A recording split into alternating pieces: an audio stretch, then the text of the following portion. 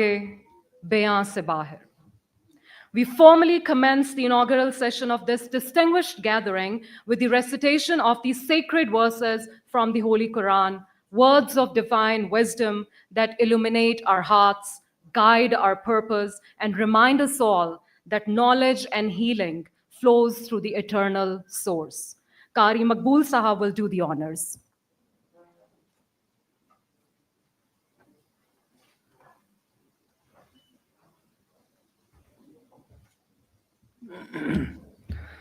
أعوذ بالله من الشيطان الرجيم. بسم الله الرحمن الرحيم. إن الذين قالوا ربنا الله ثم استقاموا تتنزل عليهم الملائكة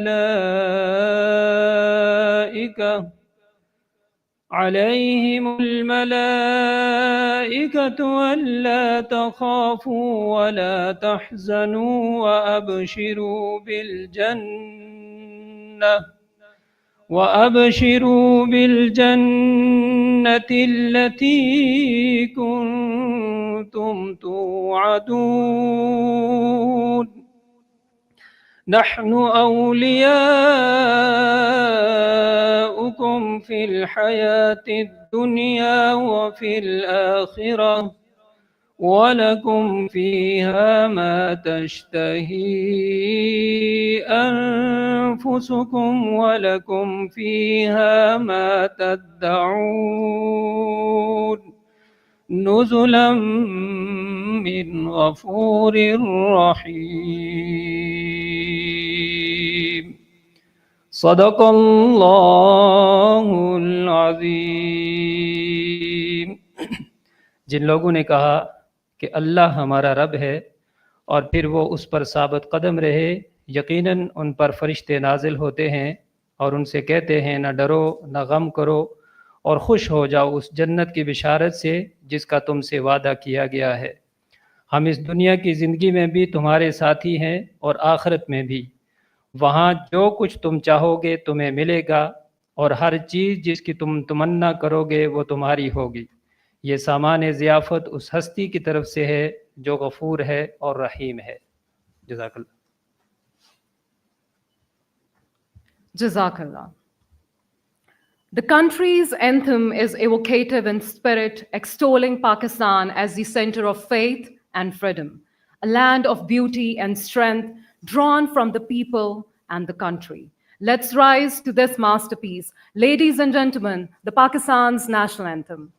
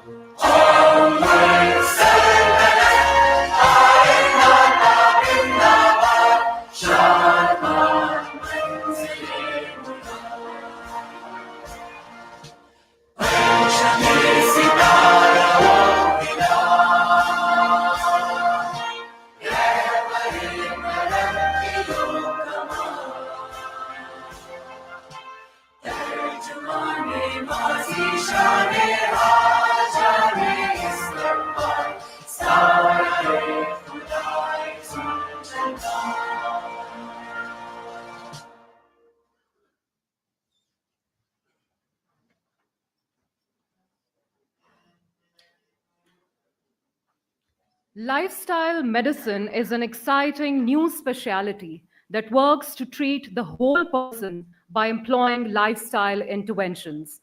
A whole food, plant predominant eating pattern, physical activity, restorative sleep, stress management, avoidance of risky substances, and positive social connections. With its focus on evidence-based lifestyle application for the prevention, management, and reversal of chronic diseases, lifestyle medicine has become one of the fastest growing medical specialties, not only in the Western world, but also in Pakistan, under the umbrella of Pakistan Association of Lifestyle Medicine in collaboration with Rafa Institute of Lifestyle Medicine, led by none other than Dr. Shagufta Feroz. Our conference runs with the theme, Turning the Tide on Non-Communicable Diseases Through Lifestyle Medicine, a whole person approach.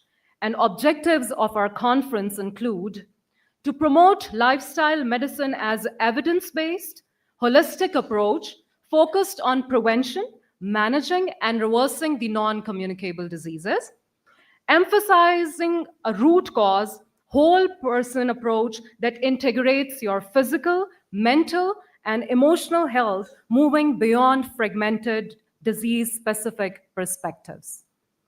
Equip and inspire healthcare professionals to meaningfully integrate lifestyle medicine into their daily life practicals. Introduce and highlight the vital role of connectedness to nature and the environment in achieving holistic well-being.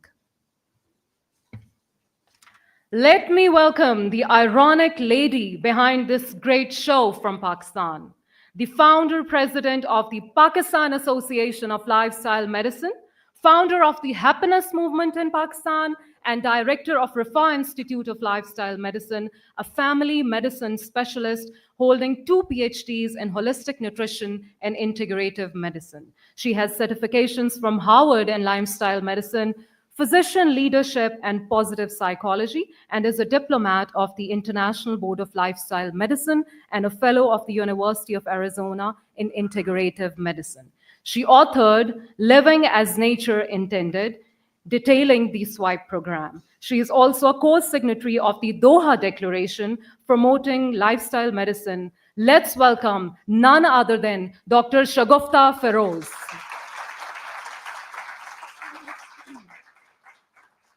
Bismillahirrahmanirrahim. Assalamu alaikum. On behalf of Rifa Institute of Lifestyle Medicine and Pakistan Association of Lifestyle Medicine, I welcome you all to a very enlightening conference. I'm sure you would have already felt the difference in the air that lifestyle medicine conference is different. You have been to different conferences, as I know, because you all are doctors, and our distinguished guest would have been going to other conferences also. But the clan or the community or the group sitting here are a group of doctors who are passion and purpose driven, as our chairperson, Dr. Beth Fitties, has said in the beginning.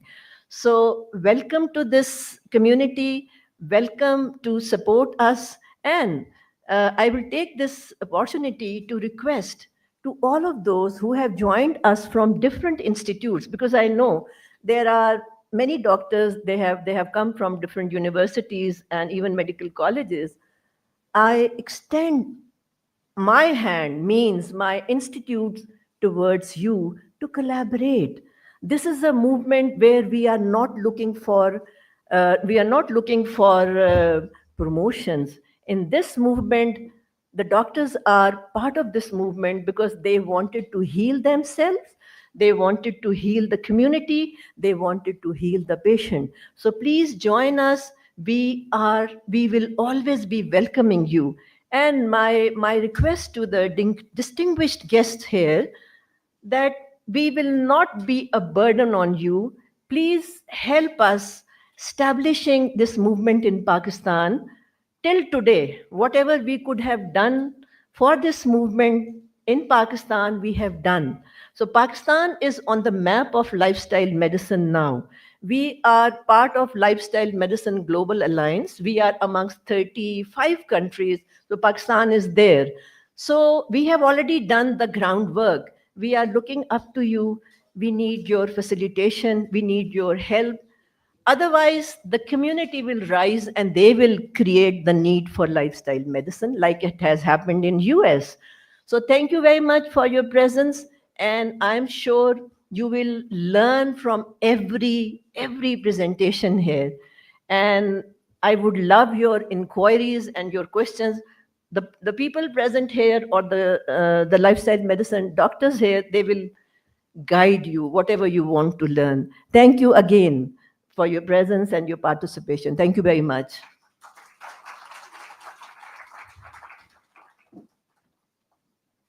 Thank you very much, madam. We gather today not merely as professionals, but as believers in the art and science of living well. As the sun rises behind the majestic hills, golden light spills over the lush highlands, and a cool breeze carries the soothing scent of pines, the gentle rustle of leaves, and the melody of birds from a tranquil symphony, a quiet reminder of nature's grace. Here at the serene Highland Country Club and Resort, may this calm and beauty set the tone for a day filled with connection, inspiration, and moments to remember. Our next distinguished guest, Dr. Beth Freites, MD, a trained physiatrist, a health and a wellness coach with expertise in lifestyle medicine, first fellow of American College of Lifestyle Medicine, voted president of American College of Lifestyle Medicine in 2020, and served till 2024. Dr. Beth has created and implemented a 12-step wellness program, paving the path to wellness workbook. Let's have her opening remarks in the conference. She's joining us virtually.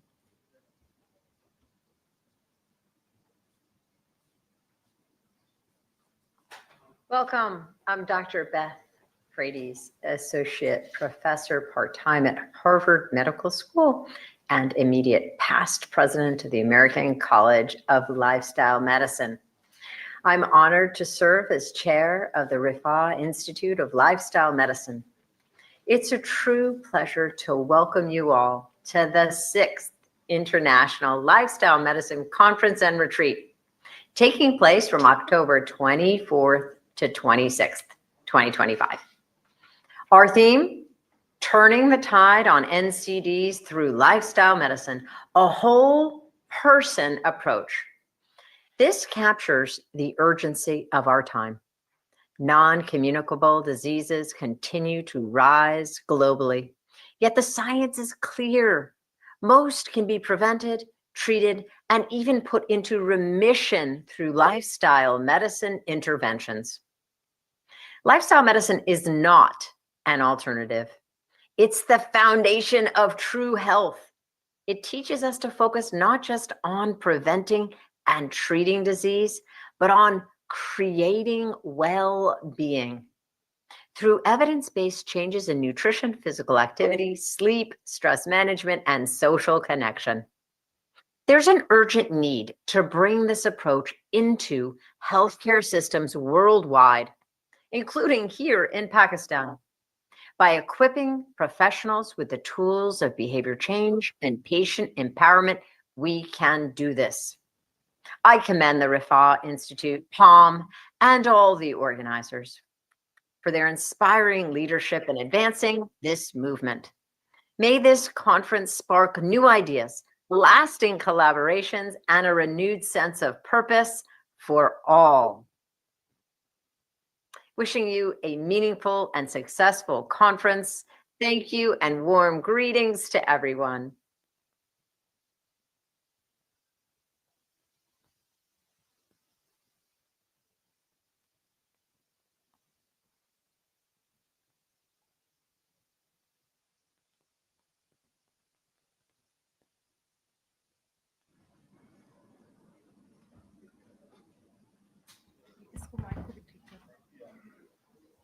Am I audible now?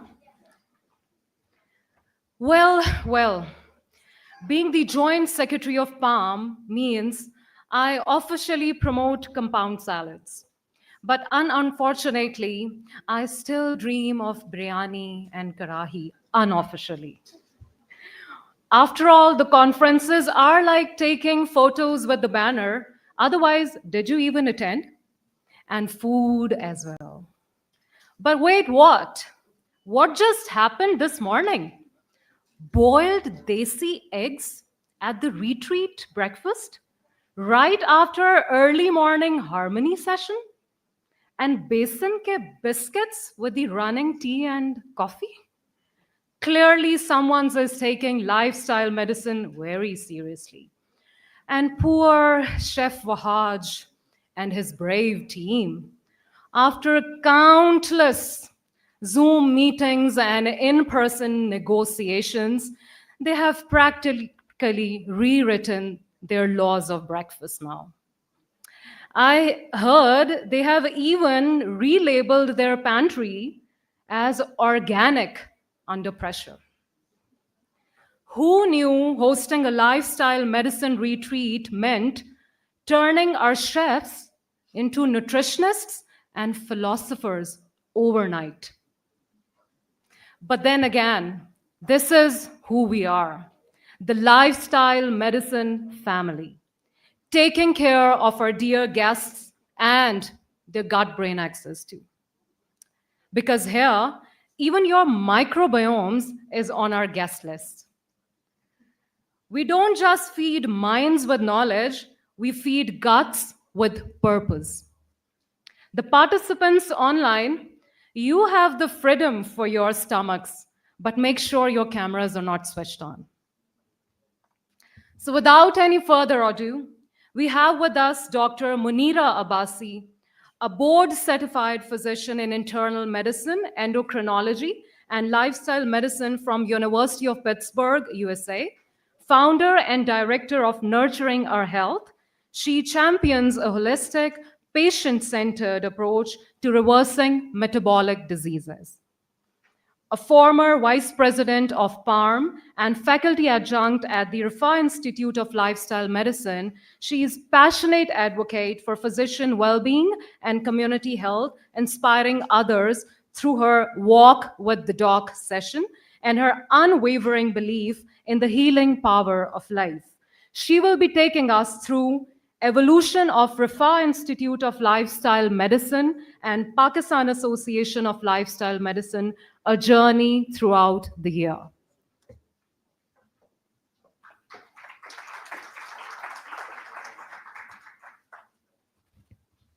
Assalamu alaikum. Can you all hear me?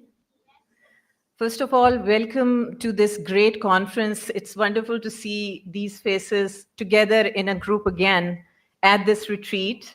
I think by now you know what lifestyle medicine is. Our purpose during this conference is to drill and re-drill the definition of lifestyle medicine, which is the whole person root cause care. It has 6 pillars. Now, lifestyle medicine in itself is not a new field. This is something which is centuries old. The understanding is centuries old. It's just that science is catching up on it.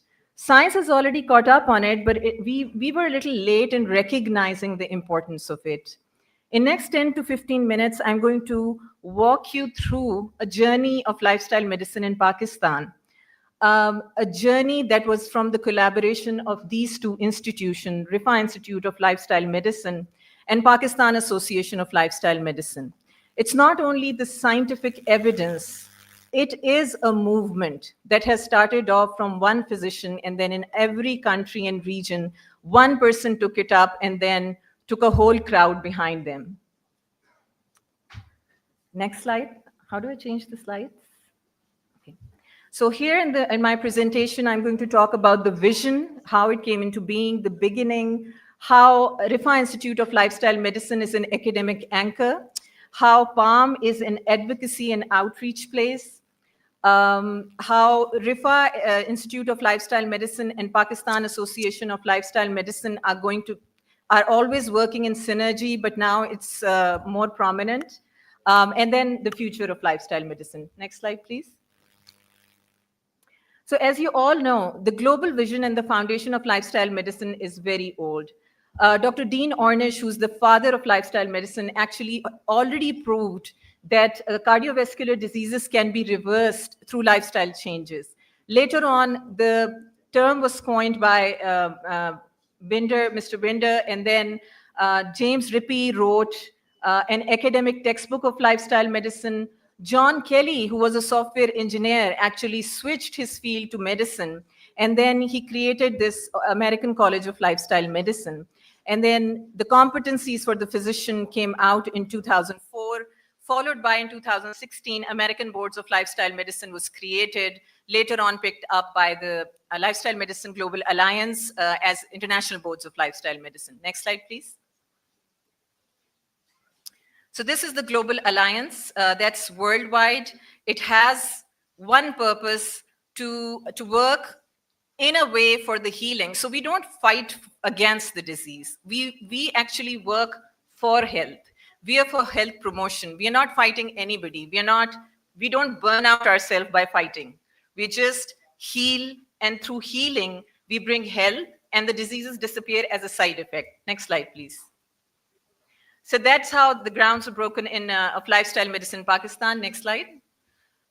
Dr. Shagufta Feroz, who was already practicing drugless medicine since 2003, where she was not using any drugs as a family physician, actually joined this movement in 2017. She single-handedly conducted the first lifestyle medicine conference in 2018. That's where Chancellor Saab actually met Dr. Shagufta Feroz and invited her to be part of RIFA and to create it, RIFA Institute of Lifestyle Medicine. The first conference was also attended by Dr. Hans Steele from United States. He was again the father of lifestyle, one of the fathers, there are many. So he's one of the pioneers. And then in 2019, a Pakistan Association of Lifestyle Medicine and RIFA University had a collaboration, and RIFA Institute of Lifestyle Medicine came into being. Next slide. These were some of the milestones that I'm going to be talking about. Next slide. So I would like to mention here, as many universities, as Dr. Shagufta has rightly said, this is what we want to do. We want to have collaboration. RIFA Institute of Lifestyle Medicine has been an academic anchor for lifestyle medicine. It would have been impossible, after going through rigorous training throughout my life, I would say bringing lifestyle medicine in Pakistan was impossible if Chancellor Hassan Mohammed Khan hasn't taken up this. This was a risky thing to adopt at the level of the university. So no matter what, RIFA Institute of Lifestyle Medicine is the pioneer academic anchor for lifestyle medicine. Next slide, please. So this was the vision of RIFA Institute of Lifestyle Medicine. The vision was to be the global leaders on the forefront, to bring lifestyle medicine to Pakistan and to promote health, to prevent, to treat, and to reverse chronic diseases. Next slide. The undergraduate curriculum program was the first thing that was done after the master trainers were trained was to integrate it into our undergraduate curriculum. Initially, it was integrated spirally. This was again revised in 2025, and after we became much more familiar with lifestyle medicine, it is now going to be a stand-alone program at RIFA Institute at an undergraduate level. This program is reviewed regularly. The next strategy is to have a collaboration with PAMI so that we can have this program at all medical colleges at an undergraduate level. That's the only way. Unless we start teaching our students about lifestyle medicine, there's no point in teaching only the postgraduates. Next slide, please. So training the trainers, next slide. We have 12 batches that have already graduated from our lifestyle medicine postgraduate certificate. Our graduates are from worldwide, from Sri Lanka, from Canada, from UK, from UAE, from Pakistan, 45 institutes in Pakistan. We have our graduates there. 200 physicians and allied health physicians have already done this course with us. Next slide. These are some of the pictures of the certification ceremony. We have revised this 3-tiered program. Now we are conducting parallel programs, a certification course, a diploma program, and the master's program. We are very honored. Our dean, Dr. Najam, has joined our 12th batch, and he's a really avid student. I really want to give a round of applause for Dr. Najam here. So this certification program, the certificate program is for the healing for the doctors. Doctors cannot heal patients until they heal themselves. And otherwise, they would give their traumas to their patients. The diploma programs we have just started has been approved. The master trainers have been recruited. The second batch we will have from June of 2026. So those individuals who are interested in this program are more than welcome to start working on it. It's a one-year diploma program. And then we are also working on the master's program, which is more geared towards the research. Next slide. Next slide. So these are some of our graduate. So we have talked about our undergraduate students, we have talked about our postgraduate students. These are our community group. These are pioneer group of community people who also do this 6 weeks version of this course. This is for lay people. So we don't use medical jargon. I must tell you that many of the doctors actually also join this course, but we still teach them at a very, very basic level. And this is called as Power of Healthy Lifestyle. So far, we have 100 graduates from this program. Next slide. That's another internship program that Dr. Shagufta conducts virtually in her clinic, family medicine clinic. There have been 3 batches so far. Exceptional group of people who then learn about research, about coaching skills. We have many graduates. I can see here in the audiences, Dr. Naila sitting here. I think most of the SWIPE graduates are also sitting here. So welcome to the conference. Next slide, please. These are some of the graduates. Next slide. We are also conducting IBLM exam in Pakistan. That's an International Board of Lifestyle Medicine. We have already conducted, we have been conducted it for 6 years. We have almost 50 diplomats so far. We also have preparatory courses. Next slide. We just conducted our exam for this year on September 28th. And you can see the picture of this exam. The result will be out soon. The previous slide, please. Can you go back to the previous slide? Now, the milestone this year was that the RIFA Institute of Lifestyle Medicine Lahore chapter has also been created. It's more geared towards the allied health because physicians cannot work without the help of our nutritionists, our exercise physiologists, and all the allied health members. Next slide. Healthy University Initiative has been started at IIMC, a brainchild of Dr. Maqsood Hassan, our vice principal. And then under this banner, next slide, Vanguards of Self-Care Club was created. This was their vision and mission. This is a parallel program for the student to learn and heal themselves during their medical school. They have their own charter as well. Next slide. They conduct a week, Lifestyle Medicine Week. Now this Lifestyle Medicine Week and these Vanguards have expanded not only in IIMC, but also at the dental campus and Lahore chapter. Next slide. We have an employee health workplace wellness program. Next slide. That is also happening in both Lahore and Islamabad campuses. You can see some of these pictures. Next slide. Research is the main work that the university is, conducting. And I think this is the place where we should get more collaboration. More people should join us. Lifestyle medicine is a thing which is very common sense, but unfortunately, common sense is not very commonly prevailed. So now we have to prove it through research that this works. So let's do it. I mean, we are doing it. And I would like to mention the name of Dr. Shazia Ali, who's the head of the Department of Physiology, who's been doing the core research at RIFA Institute of Lifestyle Medicine. Next slide, please. These are the 13 abstracts that we presented at ICLM conference in 2023 at American College of Lifestyle Medicine in Denver, Colorado. This was very well noticed. Now, there were no institute which have posted their 13 posters at the international conference. Next slide. This is the list of studies and research that has already been done over the years. Predominantly, Dr. Shazia has headed many of them under the supervision of Dr. Shagufta Feroz and many of the other collaborators. Next slide. Now, digital integration and technology is also included in this research. Next slide. Now, PALM and RILM always work together informally. But in 2024, there was a memorandum of understanding that was also signed. So we started working openly. Next slide, please. So this is our Pakistan Association of Lifestyle Medicine website, which is at the forefront of advocacy, community, national, international representation, and working hand in hand with the Rifa Institute of Lifestyle Medicine for academics. Next slide. These are the collaborators. PALM has been upgraded to level 3 because it is led by a physician. It has the number of members that it has, and there are certain requirements. So Pakistan has jumped from level 5 to level 3 just earlier this year. Next slide. We have our first ever elections that were held on August 30th. Dr. Zafar Mirza has been elected as our president, and you can see the rest of the members that have always been there. It was a wonderfully conducted elections that were held, very fair and fair elections that were held virtually. Next slide. Doha Declaration was another major international milestone.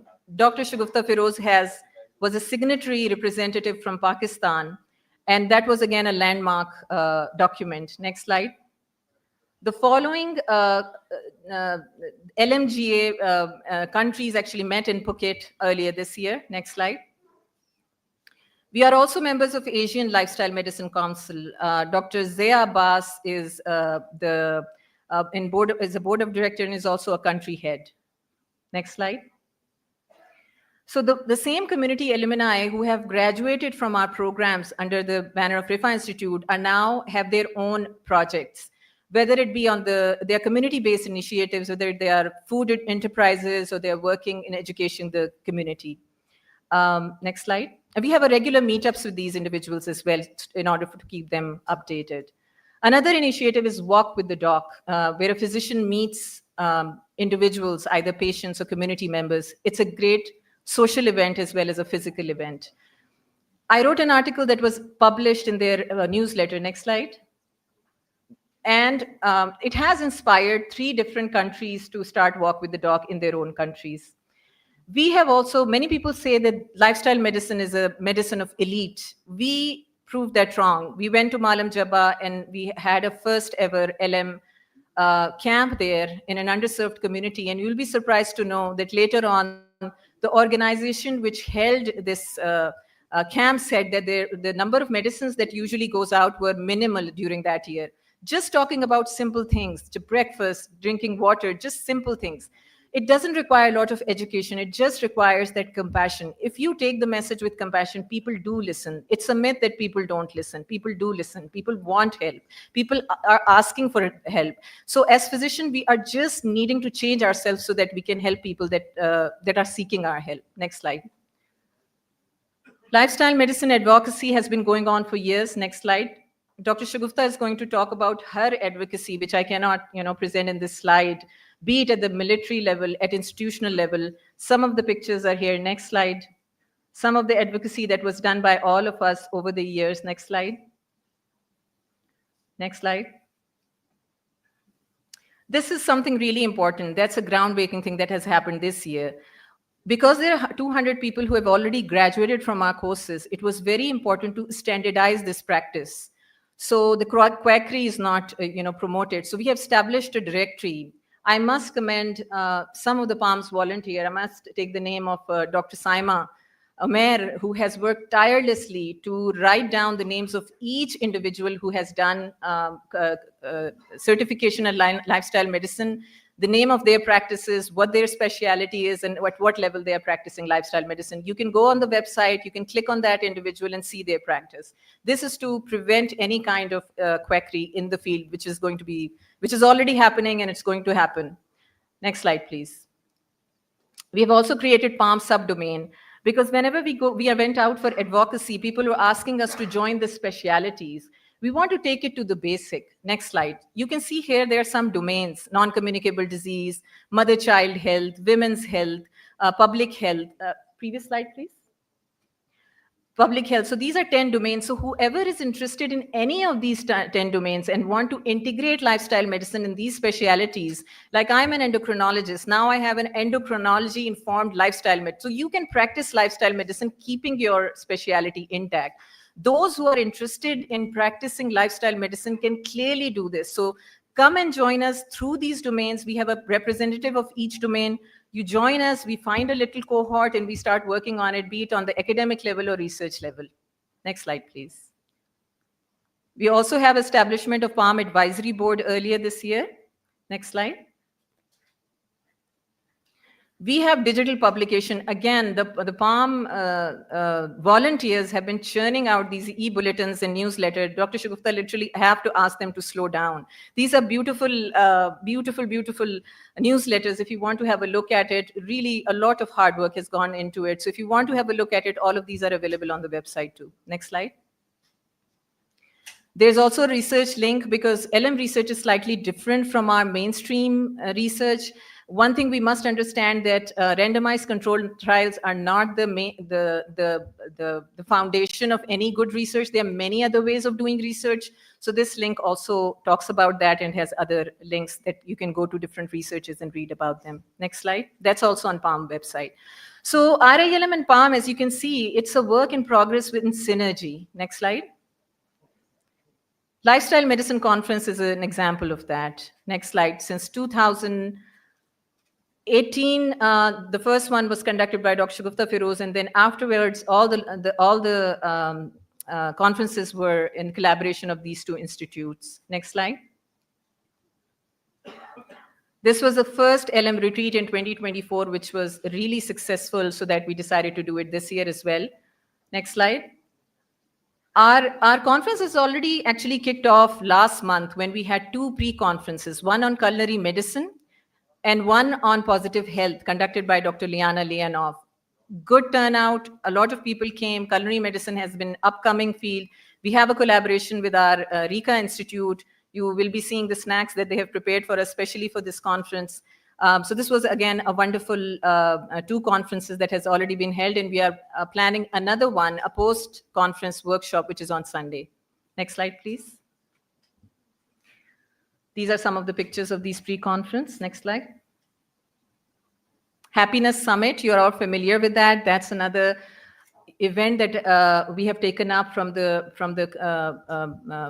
forums of Lifestyle, PALM and Rifa Institute. We were just talk about what is true happiness. Next slide. 2025 summit happened in March. That is in line with the International United Nations International Day of Happiness, which is held in March. Next slide. These are our international national partners, and they are ever increasing. And through this conference platform, we really, really request all members to be part of this collaboration so that we can work together. Next slide. So I think I would end this by saying that there's a shared message of ICLM and PALM. The future of medicine is lifestyle medicine. We don't have a choice. I think the more we delay this, the worse it is going to get. And I can say with very much conviction and confidence that Pakistan is ready to lead. So we just want your collaboration and your help and support in that. Thank you very much.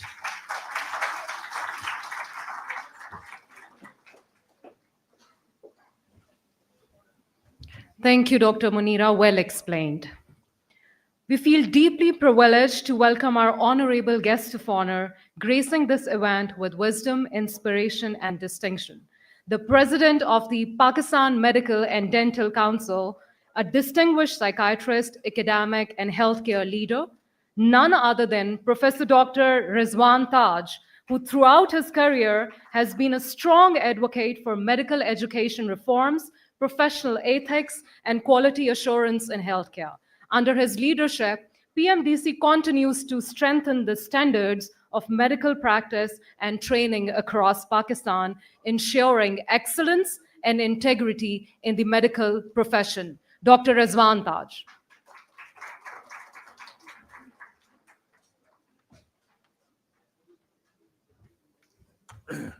Bismillahirrahmanirrahim. I think if I've been attending so many events in the last couple of months, I think for me this particular event and its topic is so crucial to Pakistan, to our country.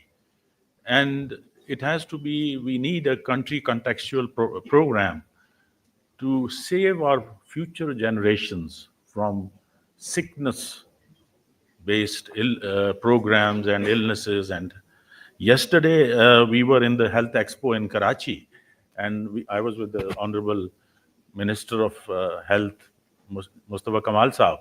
And in the space of about 3 hours, we were continuously attending 3 different presentations. And he made 3 different presentations.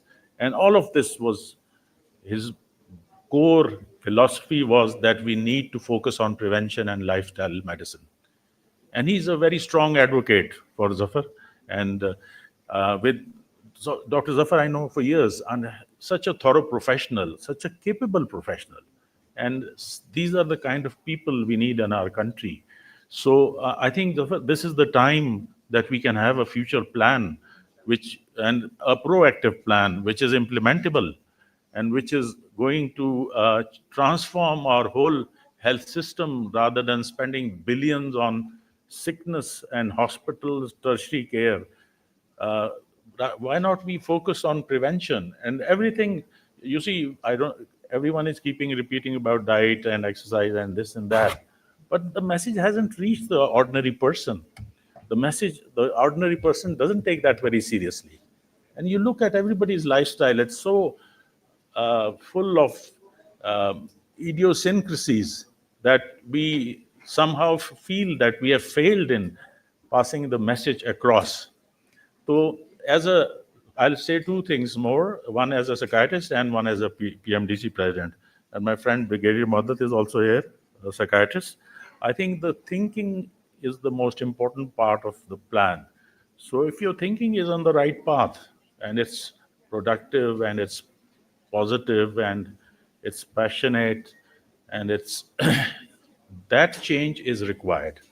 So thinking is so crucial for you to progress and you to improve your lifestyle, you to protect yourself from future harm. One point. Second, very important point raised by the gentleman who was from abroad was the relationships. And unfortunately, our family system is breaking up. And the bonds and the relationships that we used to have is no more there. And I see all the time people come to me with being lonely and how their children are treating them and how they are abusive, even though being still economically dependent on their parents, and how their children's wives or husbands are treating them. And I feel very sad that this gentleman has worked so hard and he has made this house and he has given the upper portion to his son and his wife and his children. And they are not even looking at him. They are not even talking to him. And when they meet, they are abusive towards them. These are the kind of stories I hear all the time. So the family relationships and bonds are something that we need to focus on. And it's not just the family relationships, it's also your friends and your social circle. And the social circle is very preventive in terms of protecting you from illness. So I think these are the 2 points I consider very important. Then we come back to the PMDC. So what does the PMDC do? So the 3 core: postgraduate, undergraduate, and continuous professional development. So lifestyle medicine applies to all 3 areas. And we have already put lifestyle medicine in the curriculum for MBBS, which is the new curriculum since currently in progress. And we are looking at how to absorb it into the postgraduate curriculum. And number 3, and the last part is most important, is the continuous professional development, on which we are working at the moment. And we need to tell our doctors who've been there for years practicing, but they have no clue about, they need to talk to the patient about this. They need to counsel the patient about this to prevent development of future disease, harm, whatever, or reduce it. So CPD is again a very important initiative which is going to roll out in the next few months. And we hope to have a very challenging and very important part in the lifestyle medicine in that. And from Zafar, I need your support and your advice and your whatever comes out recommendation. And I promise you we will look into that and we'll support. Thank you very much.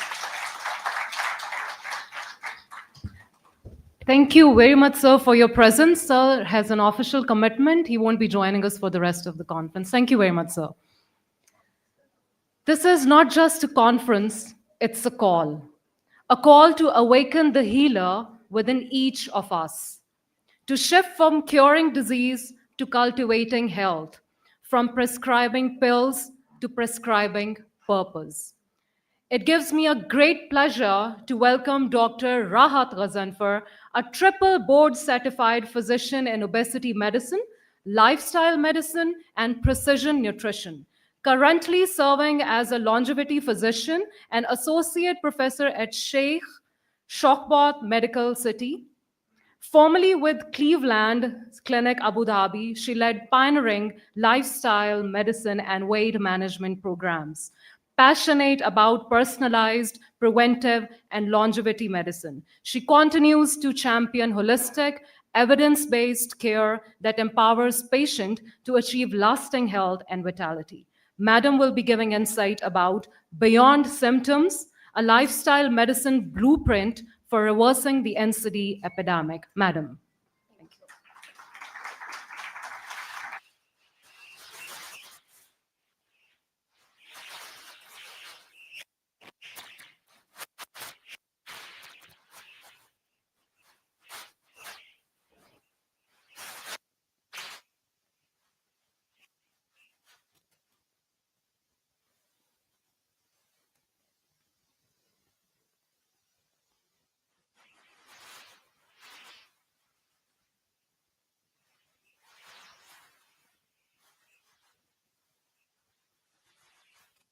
The missing piece.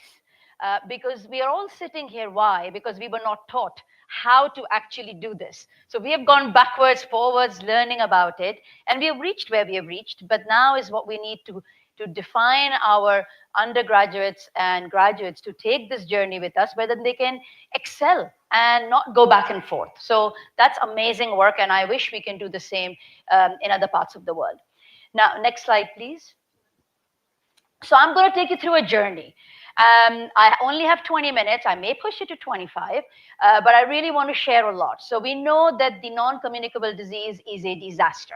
The whole world is taken over by it. I'm going to take you through how the lifestyle pillars, i.e. your lifestyle medicine science, your nutritional science, your exercise, your stress management, and then the precision medicine, which we were talking about today, at the breakfast, which was anti-aging, longevity, personalized medicine, however you name it, the concepts are exactly the same. So I want to touch base a little bit about that, and then how we can transform the systems, not just individual symptoms, because we ace in that. We do symptom management amazingly. But I want to just touch base upon the systems management and a call to action. Next slide, please. So the scale of the non-communicable crisis. It is indeed a crisis. We all know that. Next slide, please. So the non-communicable diseases dominate this world. As I said, 70% of the global deaths are happening globally. About 50% of those cardiovascular. Then is your cancer, diabetes, you name it. It's all growing there, and we all know about it. If you dissect, even in Pakistan on its own, 59% of the deaths are happening because of the non-communicable diseases. So we know this. It's at our doorstep. We all understand it. Why are we not taking this action? Next slide, please.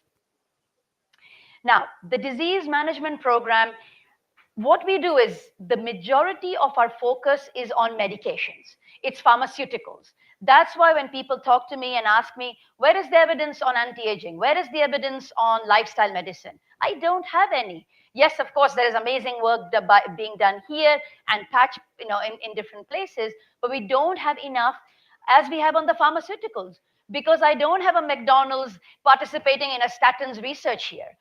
They're not going to do it for me. Nobody is going to put money on vitamin D and B complex. Why would they do that? I mean, they make no money at all. So that is why we know it, but we have medicalized everything. Why are we not taking this movement? That's why we need this audience all together to make this movement with us. We are checking the biomarkers. What is your HbA1c? Oh, it was 9.8. Oh, it's come down to 8.6. Woohoo! Because now you're taking an additional medication.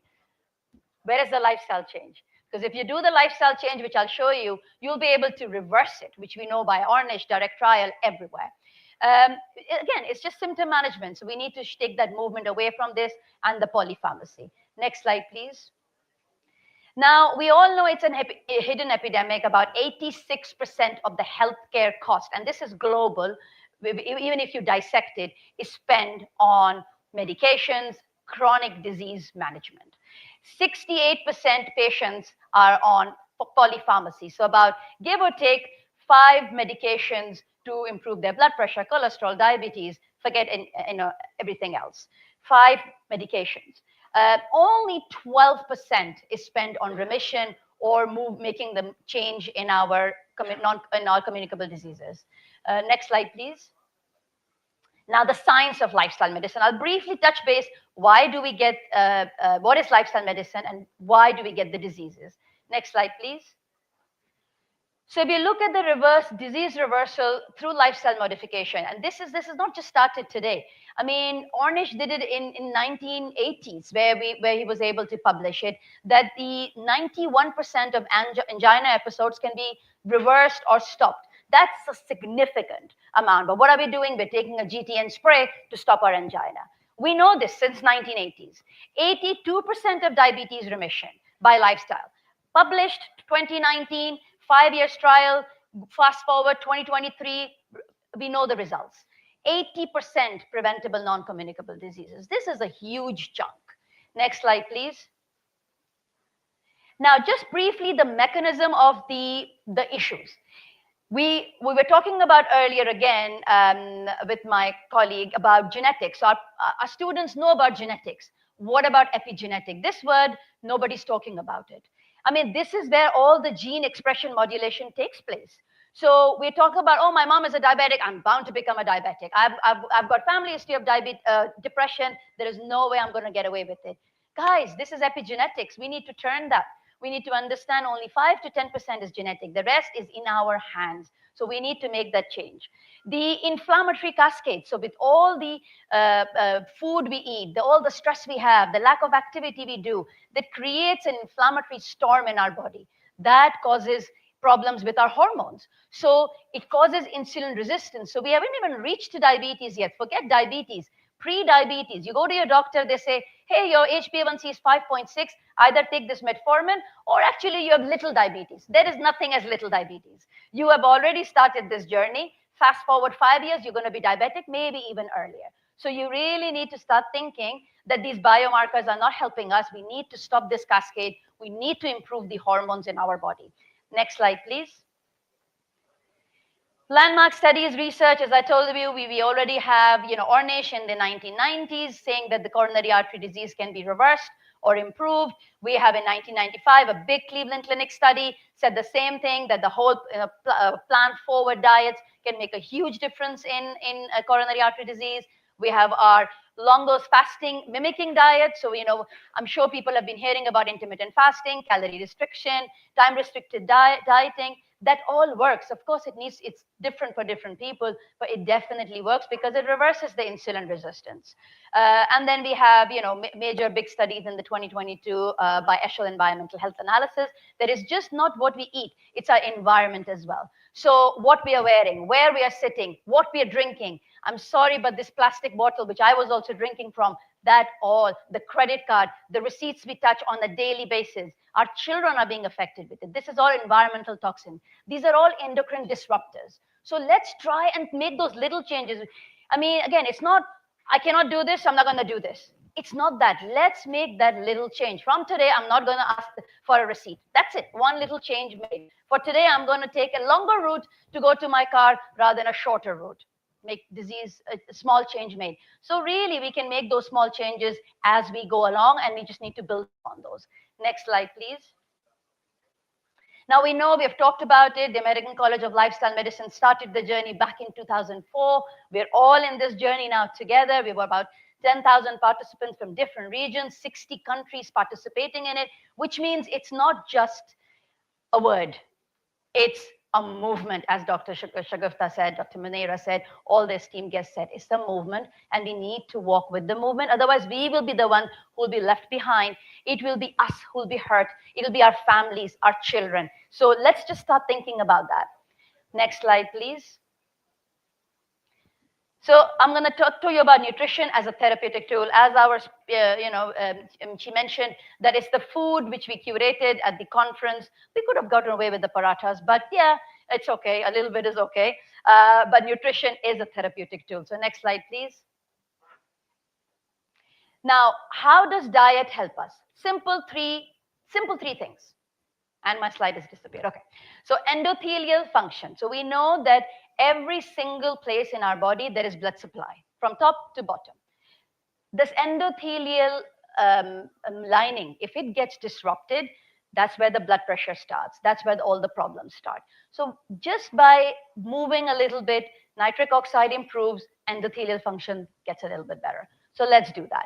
Microbiome diversity. We talked about the microbiome a little bit earlier. This is a big chunk. This is where I start my journey for all my patients. They say, what do you want me to do? I say, let's start feeding your microbiomes the right things, because it is what we eat makes this change to us, not to us, even the family members who we're feeding. So microbiome diversity is a big one.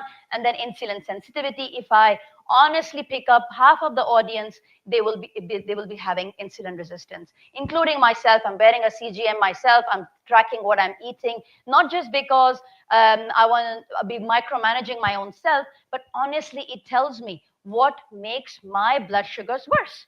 So if I wake up with an alarm which is too loud, my cortisol spikes and my blood sugar goes up. That's just a simple thing. I just tune down my alarm, it makes the difference. So there are sometimes very small little things which we can individualize to ourselves. So if you can take something from today, go and invest in a CGM, which is a continuous glucose monitor, wear it for 2 weeks, just 2 weeks, and see how your own body responds to different things on a day-to-day basis. That will be the game changer for you. Next slide, please. Ultra-processed food. We all know it's a silent killer. So NOVA has done classification into 4. 1, which is whole food, really good. 4, which is the ultra-processed food. Now, if we really go into our pantries and be really true to ourselves, honestly, if you just go to today and do this little exercise, we will be having a significant amount of ultra-processed foods in our own pantry. That could be your Nutella, that could be your cornflakes, that could be your crisps. I'm not saying don't enjoy life. Of course, we all have to enjoy life. 80-20% rule is always applicable. But we have given into that the opposite way. We're doing 20-80. So let's have that shift, because that's what we're feeding to our kids. They don't know what's happening, but they become addicted to it. Why? Because these things have additives, food colorings, just the Skittles pack, just a little Skittles pack, which our children pick up as they go out, that has got 21 teaspoons of sugar. Imagine, would you ever do that to your kid? Never. The food additives, mental fatigue, brain fog, they can't sleep, they're hyper. It's just that. So let's go and look into our pantries today, please. Next slide, please. Now, our Southeast Asian food is good. Who said it's not good? I mean, when people ask me and they say, I have to have my roti. Have your roti. Nobody's asking you not to have it, but just how you make it. How is the size? How much you're taking it? Always have it with your protein. So if you actually really dig into and give them just a little bit of, because the consult I do is give them 1 hour. My first consult is always an hour, where I gather every single thing I can gather about. What's your pet name? What are you? How long are you? Not sleeping in the night? Why are you not sleeping? Every single thing I gather, and that's enough for me, because now they can come 20 times. I have all the information. So try and spend that little time with your patients. Just listen to them, and you will understand that what are their cultural or social norms which are affecting them from doing what they want to do. So just spend some time with them. We just need to understand that, every food is okay. It's how we eat it. I say minimize ghee. Actually, of course, use the quantity less, but get rid of all the seed oil. So majority of our pantry, again, call out to all our women. We know, I was doing the same thing: sunflower oil, canola oil, vegetable oil, that all needs to go. The only oil, the only thing we need to use a little bit of ghee, which was absolutely fine, but small amounts, your olive oil, avocado oil. I know it's expensive, it's not easily available, but try and tweak. Coconut is okay, coconut butter is okay. So try and tweak and see things, because your seed oils have got extremely high omega-6s. Those are causing us brain issues. So let's try and see what we can do. Next slide, please. Now, the new guidelines for diabetes care have just come out. They're exactly understanding what we are saying. So that really the core is nutrition, plant-based, plant-forward dietary patterns, reducing the carbohydrate, but eating the right carbohydrate, and monitoring the glucose. That is the key. So in a nutshell, let's try and, they're not talking about using 10 medications. That's the core of our diabetes care. Next slide, please. So now I'm just going to touch base upon exercise and metabolic resilience. Next slide, please. So we never talk about skeletal muscle. We talk about our thyroid gland, we talk about our kidneys, we talk about our pancreas. We don't talk about our skeletal muscle. That is our biggest endocrine. They want me to be quiet now. So it's our biggest endocrine organ, which actually sweeps all the glucose we are taking. So imagine if you eat your lunch, dinner, breakfast, whatever you're eating, and just for 10 minutes, if you were able to move, I'm not saying go out and exercise, I'm just saying move, i.e. just get your plates up, do the washing, go up the stairs if you can remember something. Or if you're in a situation like maybe today after lunch and you can't move, just do 10 minutes of soleus push-ups. That 10 minutes of light exercise sweeps at least 50% of your glucose. So now if you check with your glucose monitor, you'll be surprised. So just a simple activity, not doing much, will help you. So we need to, please do not forget that our muscle needs some love, some care. I'm not asking you to go to the gym and spend hours there. You could have it, you could carry your bags of shopping up the steps or to your car. You can do little things. You can have 2 kilos for women if they don't want to do too much, because we don't want to be bulky.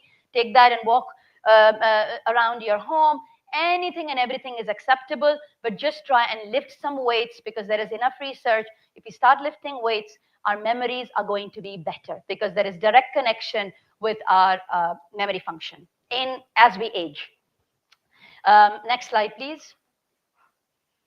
So again, just briefly, 2 out of 3 are very easy to do in our own practices. I know VO2 Max is a machine, it's an expensive machine. So if you can't get hold of this, just a little grip strength from Amazon is usually 99 dirhams, equivalent about maybe 70,000 rupees. It's not really a lot. You can check it in your own clinics. There is a table, and you ask your men or females to do it according to age. It will tell you. And if it's less than 27 kilograms for men and less than 19 kilograms for women, there is 40% high risk of mortality. So even just by improving our grip strength will make an amazing, thank you, will make a fantastic recovery. I cannot see my slides. While they're doing it, 6-minute walk in your own clinic. So you ask your patients to do a 6-minute walk if we have the luxury of having extra 6-minute walks. And if you can just ask them, again, there is a table for men and women. If they can walk a specific amount within that 6 minutes, that is also tells us whether they have a high risk or a low risk of mortality. So simple, very simple measures. I'm not again giving you, difficult tools, simple, easy tools. And if you tell them as you're the advocates, you're your patient's advocate. They trust you, they believe in you.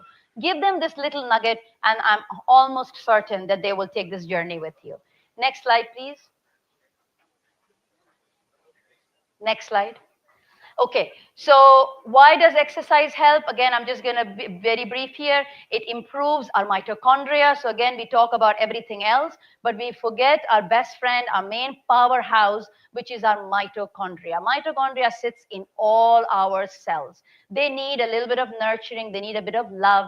So if you do all what I'm saying, sleep well, exercise, move more. It just helps the ATP production. It helps the mitochondria to rejuvenate. It reduces that cytokine storm, which I was talking about, and reduces your oxidative stress. This is what we all have, is oxidative stress, which is why we have the diabetes, the cholesterol, the heart diseases, all of that.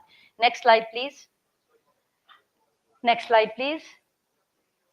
So sleep, we all know sleep is important, is crucial. We are again having a talk on, with one of my colleagues this morning.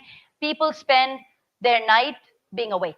That's quite common in this part of the world and in certain other regions as well. That is where the issue starts, because that beautiful cortisol diurnal rhythm gets affected. We are not respecting our bodies. We're not respecting what Allah or God, whoever we believe in, has told us to do, is sleep when it's sleep time, wake up when it's wake time. And why? Because that's why our melatonin and cortisol moves around with us. If you do that, you will have no visceral fat, your insulin will be fine, you'll not wake up edgy, because if you wake up edgy, you want to pick up that croissant or that cookie you can smell in your kitchen. Every single thing depends on your sleep. So if you just try, and again, I'm not saying if you're sleeping at 2 o'clock in the morning, today go and sleep at 10 o'clock. I'm not asking that. Try and again, make that little change. Okay, if every day I sleep at 2, okay, today I'm going to try and sleep at 1:30. Even that little change would help. Imagine our children are seeing us with these habits. So if they can get away with the fact that, okay, my mom and dad are sleeping at 2 o'clock, why can't I do that? Maybe they might not do that right now because they have to wake up for school, but they look into this habit and it builds up into their adult personality. So cortisol regulation is super important. Cancer risk is extremely high. 2022, 20 million new cases. Fast forward 2050, 33 million new cases. 1 in 2 men and 1 in 3 women. So half of the population here will develop cancer. I'm not painting this picture for us to be sad, but I'm painting this picture to be realistic, that we really need to start thinking that if we don't make these changes, that's going to happen to us or one of our loved ones. But it can all be stopped. These are all predictions. That's not happening if we can do all of this. Next slide, please. This is the circadian rhythm I spoke about. Wake up early, try and move, eat regular, and your metabolic disruption will improve. Next slide, please. I just have got a couple more slides left. So now, if you look at like for like, statins, sleep, your statins will completely go off, your shelf if you start to work on your sleep. Why? Because that's where you're repairing yourself. You're healing yourself. If that repair and healing is happening, your heart risk is really at the lower risk. So you will not be needing any of these aspirin, statins, antihypertensives if you can start. Is it too late? No, it's not too late at all, because our powerhouse is ready for us to start that journey whenever you want to do it. So please don't say that, is it late for me? It's never late. Next slide, please. Just one more, just next slide, please. So I do longevity medicine, which you can call it as anti-aging or improving the health span. My whole idea and methodology is what I do is that we really need to start thinking about why did I get this, rather than treating and just getting frustrated by it. So I dig deep into the reasons behind it. We have enough tools. We all spend our money on different things.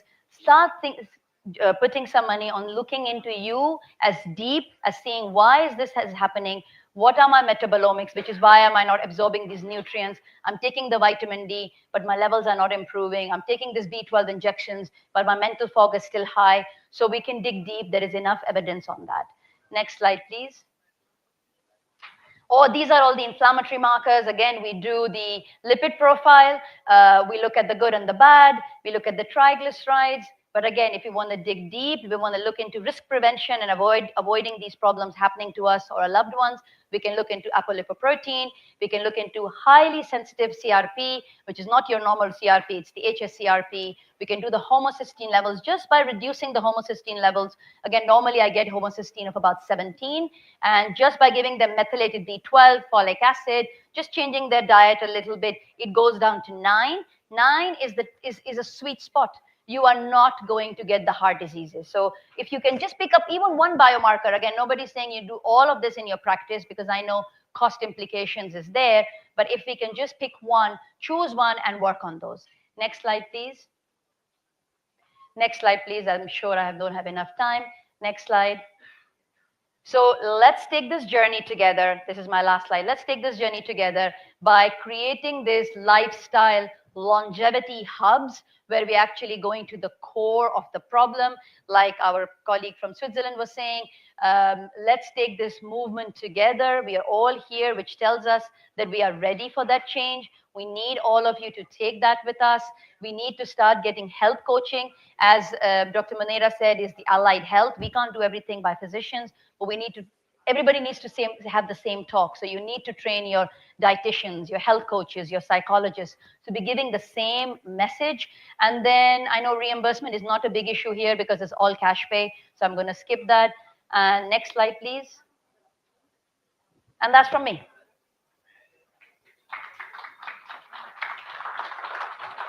Thank you.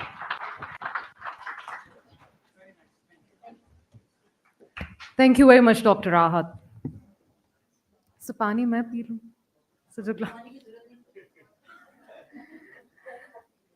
Distinguished guests, let's ponder. Will a child born today survive and be healthy adult in the year 2050? Will he or she live to see the year 2090?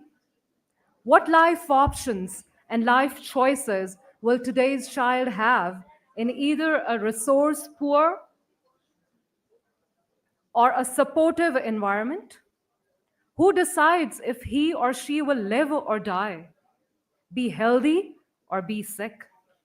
It lies in the very nature of health that how we act today defines our future.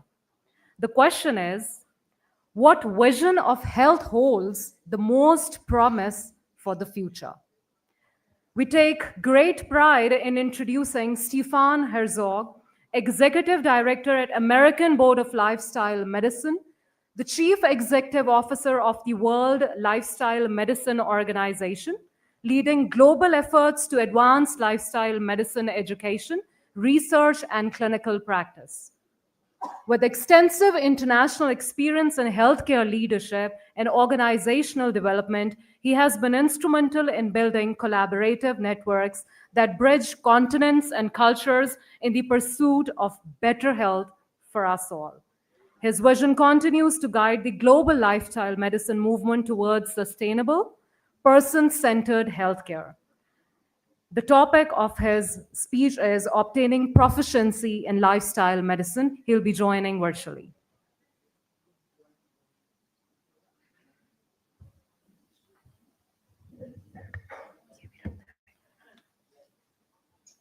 Hello, everyone, and thank you for having me. It's good to share with you what what we have done globally in terms of lifestyle medicine certification and the framework. And so thank you very much for having me. Just a quick explanation. The reason why I talk funny or I sound silly is because I was born and raised in Switzerland. And then I spent the next 25 years in Australia. And for the last 15 years, I've been living in the US. So when I talk to you, I have nothing to declare. Yeah. Talk to you about the core competencies, what makes up the field of lifestyle medicine. And we're going to talk about the distinguishment between prevention, arrest, and reversal of chronic disease. And then we're going to go and talk about a little bit about the benefits of lifestyle medicine. Now, some of the things and most of the things you already know, but it just pulls it all together in a hopefully a neat and nice little package. So the key for the international lifestyle medicine movement, of which obviously your leadership team, Shagufta and others are part of, is that we're committed to the highest levels of evidence base. And that's going to become really important in one of the next slides.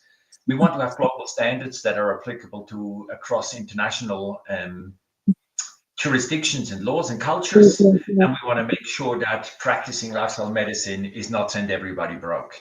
And at the same time, we also want to make sure that we're always at the forefront of innovation so that we truly can address the massive non-communicable disease epidemic that is sweeping the globe.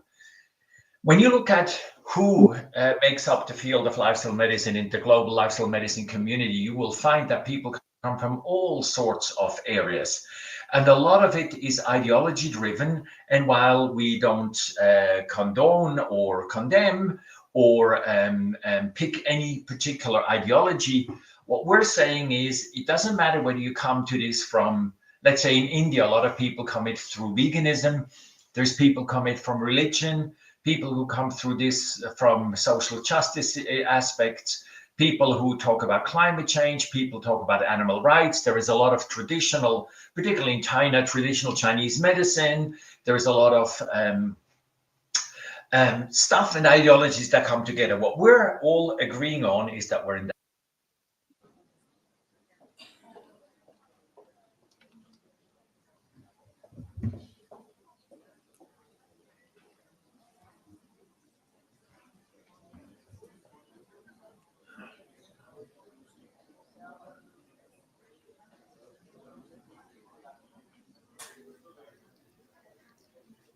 Ladies and gentlemen, please welcome our honorable chief guest, Dr. Muhammad Syed Mustafa Kamal, who has joined us.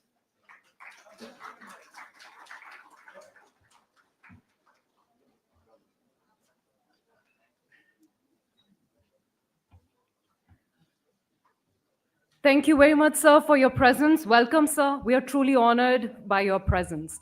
So may I have the final proceedings of the inaugural session? Thank you, sir.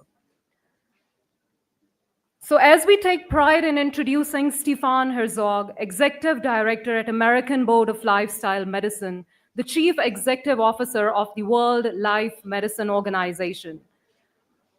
Obtaining proficiency in lifestyle medicine is his title of the speech.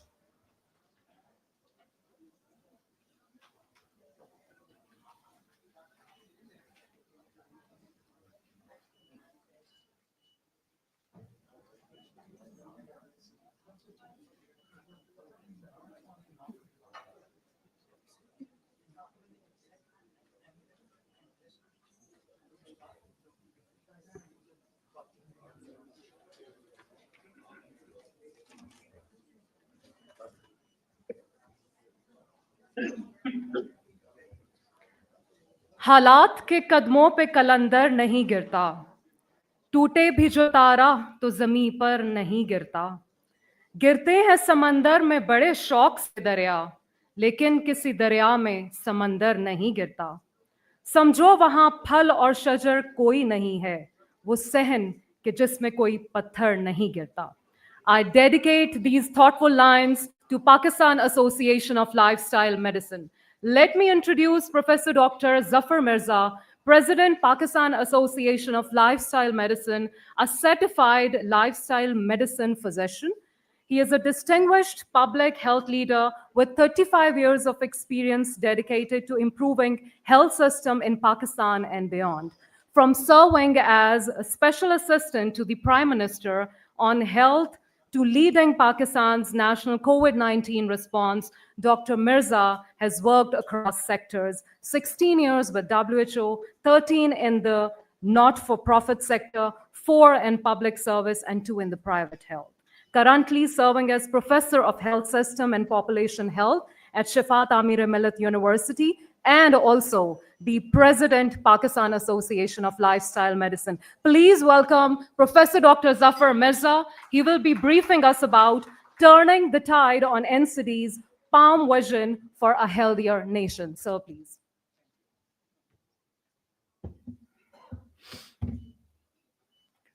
Bismillah ar-Rahman ar-Rahim.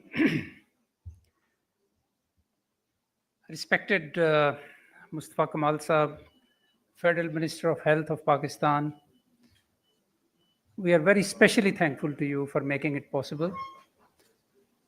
Mr. Hassan Khan, Chancellor, Rifa International University, Dr. Shagufta Feroz, I call her the Columbus of lifestyle medicine in Pakistan, General Najmus Saqib Saab, Dean, Faculty of Health Sciences, Rifa International University, our guests from abroad, from inland, students, researchers, teachers, ladies and gentlemen, very warm welcome. to this 6th International Lifestyle Conference and Retreat. We are very thankful for your presence.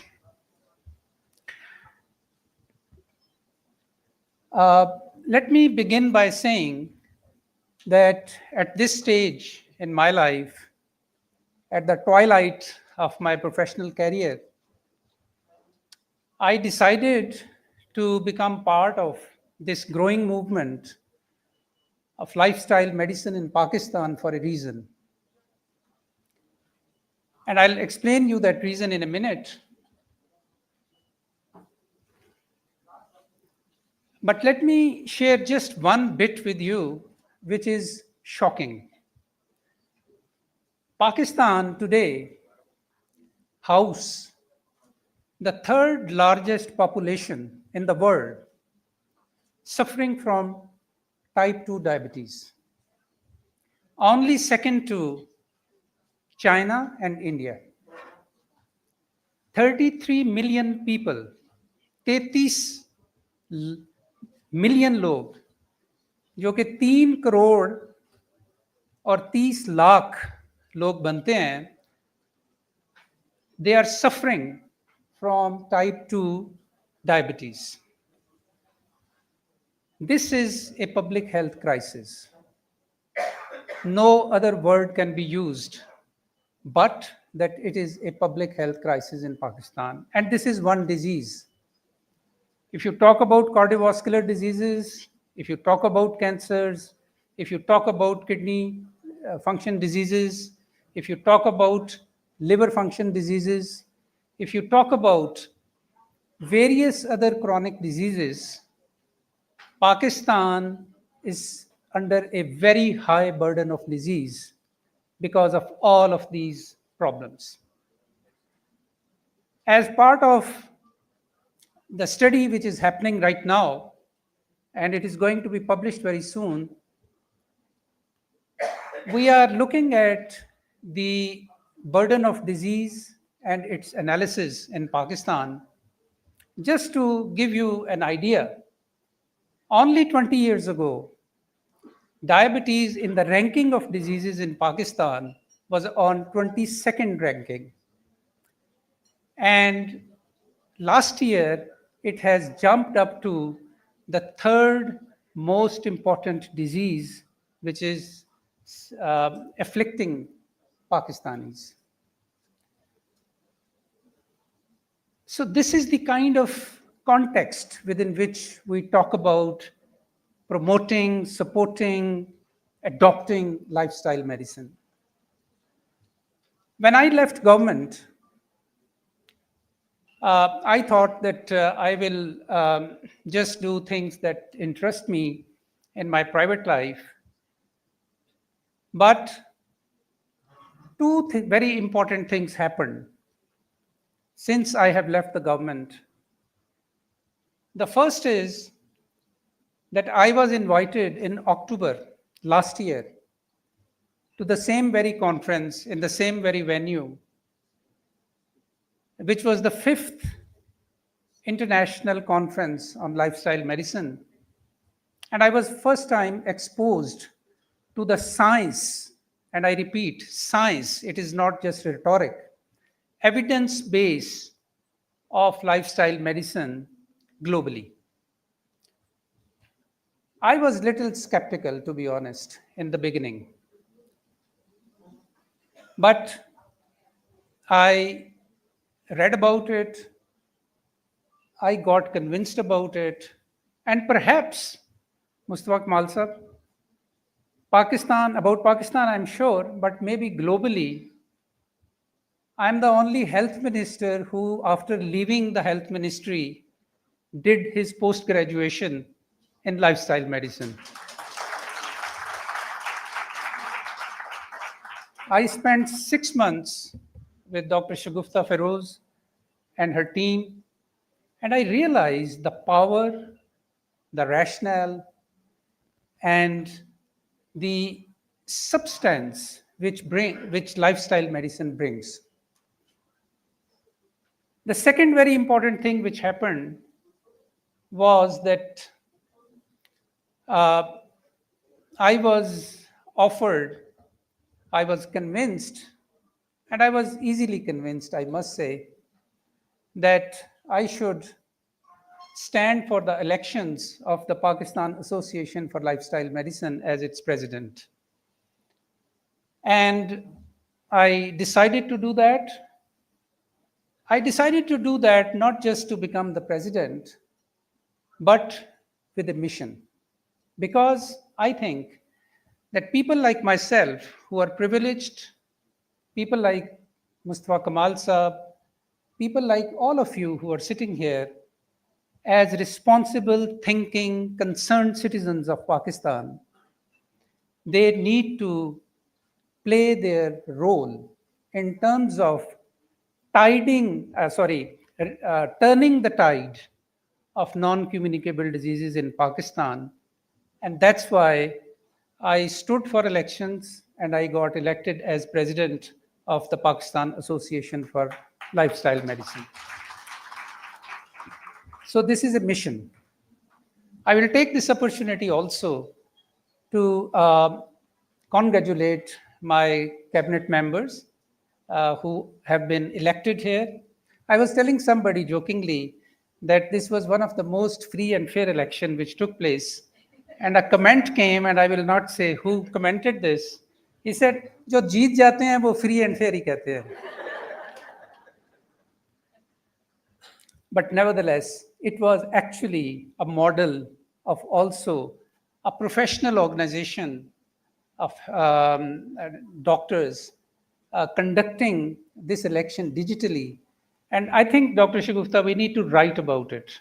We need to create also a model, and maybe our politicians will also learn from it, that how a fair and free election can take place. I will very quickly, using the presence of Mustafa Kamal Saab, because I think it is also very important that I elaborate a little bit that how we are connected.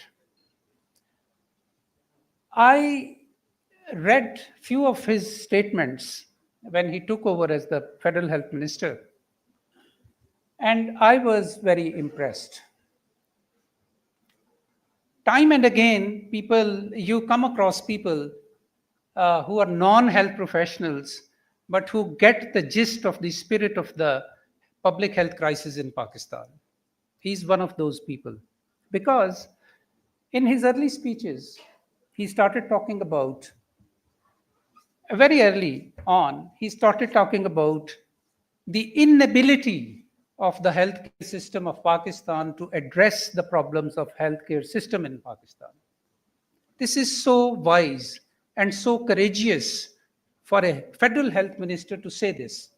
This means that you are sticking your neck out with your colleagues in the cabinet and in front of the prime minister that your healthcare system cannot address your problems. I thank you very much for saying this.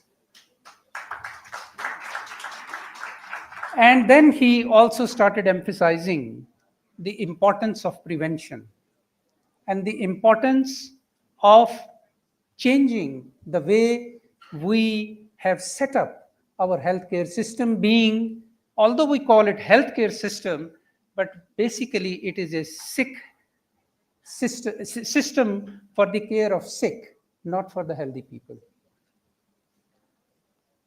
The word health and its definition by World Health Organization includes that health is not just absence of disease. Sir, ये बड़ा important नुक्ता है. Health is not just absence of disease. It is a state of physical, mental, and social well-being.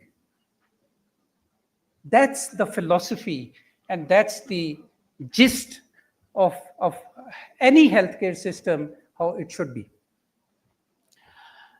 Now, I will like to share with you that the mission that I refer to as mission of the Pakistan Association for Lifestyle Medicine, which works, by the way, very closely with the Rifa Institute of Lifestyle Medicine, which is also the first institute on on lifestyle medicine in Pakistan. And thank you very much, Hassan Saab, for doing that. I would like to now share with you a few slides in which I would like to share the vision and the plan, not just vision, but the plan for implementation in next 3 years, as long as I hold this office of being president of this association, that what we would like to see change in the country.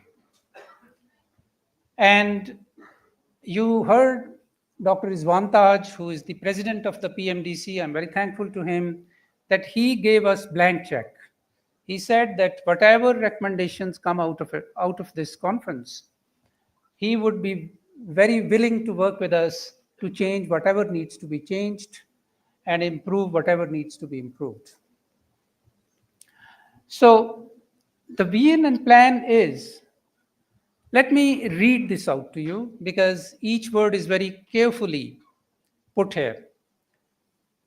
So the vision for Pakistan Association for Lifestyle Medicine is that we want to see lifestyle medicine formally, officially integrated in medical education and training of health professionals. And I'm saying health professionals. Health profession and healthcare system is not the monopoly of the doctors only, which we tend to think. There are more than 30 types of allied health professionals, and we completely ignore them in our arrogance, I would say. We do not pay enough attention to the nurses and to the medical technicians and to the lab assistants and so on. So, health professionals. Lifestyle medicine is formally integrated in medical education and training of our health professionals, and it is integral part of our healthcare delivery system at community level, at primary healthcare level, at secondary and tertiary and population levels in both public and private sector. Because private sector is a bigger sector in healthcare system of Pakistan than the public sector. But again, when we use the word policy and when we use the word national in Pakistan, we actually mean public sector. We very conveniently exclude the private health sector because we don't know much about it. Or sometimes we are scared to touch it. Or sometimes we cannot regulate it. But if we are serious and sincere about improving and upgrading the healthcare system in Pakistan, we have to think comprehensively about public and private health sector. And is established and we want to see lifestyle medicine established as a specialty with appropriately trained practitioners at the postgraduate level, including through College of Physicians and Surgeons of Pakistan. So this is the vision. And rest is just a strategy that how we are going to translate this vision into a implementable plan, and we will all work for its implementation. Next slide, please.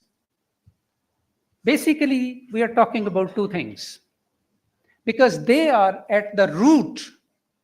ये बुनियाद हैं, ये foundation हैं. अगर ये हम दो चीजें कर लें तो आने वाले वक्तों में जब हम में से बहुत सारे लोग यहाँ पे मौजूद नहीं भी होंगे तो आपका health care system in principles के ऊपर फर्दर बिल्ड होगा, इम्प्रूव होगा और आगे चलेगा. One is integrating lifestyle medicine in medical education and training. And second, integrating lifestyle medicine in the healthcare system. पहले आपको अपनी हेल्थ वर्क फोर्स को ओरिएंट करना है अबाउट लाइफस्टाइल मेडिसिन और फिर आपने अपने हेल्थ केयर सिस्टम में इंटीग्रेट करना है लाइफस्टाइल इंटरवेंशंस को. नेक्स्ट. ये हमारे 6 ऑब्जेक्टिव्स हैं.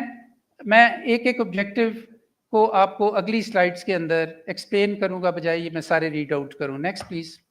सबसे पहले तो ये कि ये विजन जो आपके सामने मैंने पेश की, this vision is going to be turned into a strategy. After this conference, our cabinet and many other friends of lifestyle medicine are going to sit down and really work the nitty-gritty of it, that how in next 3 years, what actions will be taken, by what timeline, by whom, and what changes will be brought.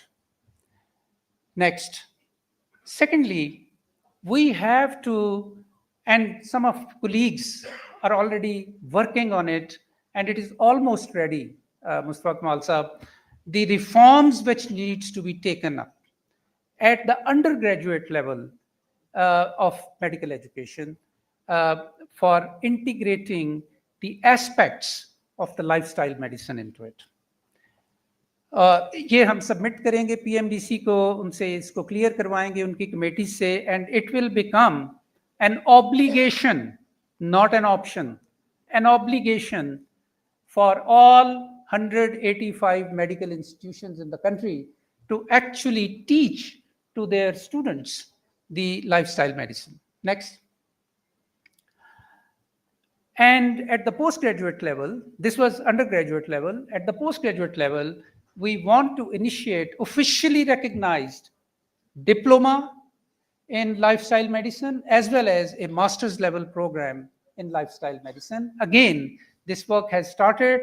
We will be completing this work. In our strategy, we have timeline that by this end of the, this actually, we will be doing inshallah by 2027. We will have whole curriculum. It will be officially endorsed by the relevant regulatory institutions in the country, and it will be implemented. Next. On allied health professionals, actually, my dream is that all allied health professionals must be learning about lifestyle medicine. Only then they can contribute, they can advise the patients, and even they can assist the doctors in a right way. So at least 3 packages will be developed for allied health professionals, but maybe more. And it's an ongoing work. Next. The 5th objective is that we need to expand the membership of the Pakistan Association for Lifestyle Medicine. Mustafa साहब, हमारे यहाँ professional लोगों की जो organisations हैं पाकिस्तान में, वो छोटे छोटे माफियाज हैं actually. They are interest groups. They only they raise money in case of health professionals associations. They raise money from the pharmaceutical companies by sitting in their pockets, by advancing their agendas, and then it is sheer politics. सदर कौन बनेगा, general secretary कौन बनेगा, हम बाहर के trips पे के कब जाएंगे, और हम कॉन्फ्रेंसेस कौन सी करेंगे, और वगैरह वगैरह. मैं आपको एक मिसाल देना चाहता हूं. One of the most prestigious peer-reviewed journal in medical science is British Medical Journal. Very few of us recognize this. Who produced British Medical Journal? It is British Medical Association, which produced British Medical Journal with cutting-edge research on medical sciences. Almost every doctor take pride in this, that they are members of the British Medical Association. Why can't we have such professional associations in Pakistan? My dream is, Dr. Shagufta, मैं ये आपको एक declaration दे रहा हूँ कि Pakistan Association for Lifestyle Medicine will be such association which will be most credible, which will be most looked up to, and which will serve as a model for other health professional associations in Pakistan. We can become easily a accrediting body for lifestyle medicine practice in Pakistan, for example. Why not? if JCI can actually become a gold standard for accreditation of hospitals, being a professionals association, ये NGO है Canada के अंदर जो आपके doctor, जो आपके hospitals को accredit करती है around the world. Why can't we take that paradigm about Health Professionals Association and take pride in it, rather than becoming छोटी-छोटी fiefdoms जिसके लिए लोग लड़ते मरते रहते हैं. And we are going to, my dream is that as many members of the PMDC should be as many members of the Pakistan Association for Lifestyle Medicine. Next. And of course, we will hold and continue to hold these congregations of practitioners, health professionals, and in next 3 years, we'll be holding, inshallah, 3 more international conferences. Our Dr. Shagufta Feroz is very well linked with the international movement of lifestyle medicine. She's highly regarded globally.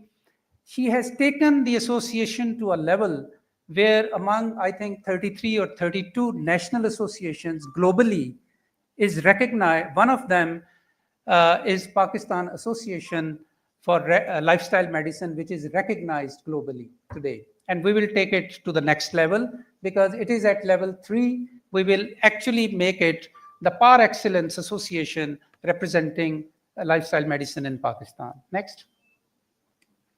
Inshallah. Thank you very much for your attention.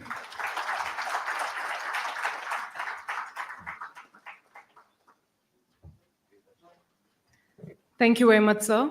Well, Dr. Zafar, PALM stands for Pakistan Association of Lifestyle Medicine, but I think we should rename it as Please Avoid Late Meals. So, ladies and gentlemen, let me introduce Major General Retired Professor Dr. Najm Saqib Khan, Halala Imtiaz Military and Tamgha Basalat, Dean FHMS, Faculty of Health and Medical Sciences, currently working as Principal Islamic International Medical College, Rawalpindi. Major General Professor Dr. Najm Saqib Khan is a distinguished medical educationist, clinician, and a leader in Pakistan healthcare and academic landscape. With a career marked by excellence, integrity, and service, he has contributed immensely to the advancement of medical sciences and institutional development. His leadership and mentorship continues to inspire generations of physicians and educators across the country. Join us in giving a heartfelt welcome to Sir.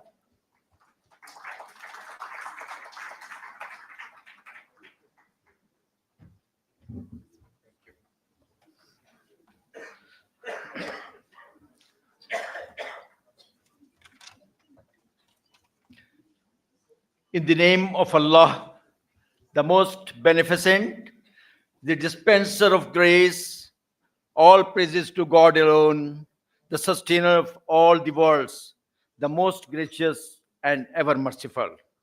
Honorable Sayyid Mustafa Kamal, Federal Minister for Health, Chief Guest of the Day. Honorable Mr. Hassan Muhammad Khan, Chancellor Rifa International University. Begum Hassan Muhammad Khan, Professor Dr. Zafar Mirza, President PALM, Professor Dr. Anis Ahmad Sitare Imtiaz, Vice Chancellor, Dr. Asadullah, Executive Director, Professor Yawar Hayat, Deputy VC, Dr. Shagufta Feroz, Founder PALM, Conference Chair and Lifestyle Medicine Legend, Dr. Munira Abbasi, Chief Organizer, Lieutenant General Rabbani, General Kiani, Brigadier Muwaddat Rana, directors, faculty members, team members, distinguished guests, ladies and gentlemen, Assalamu alaikum. Ever since the creation of the world, billions and billions of men and women have appeared, played their important role, and quitted the stage forever. As the process of evolution is going on in this world, in the likewise manner, people come from the various domains, play their roles, and the marvelous and to the humanity, or of course, for the community, and fade away. We remember them as a great contributors and legends in the society. There are few stalwart sitting over here in front of me with the bright faces, eye glittering with hope, energy, and enthusiasm.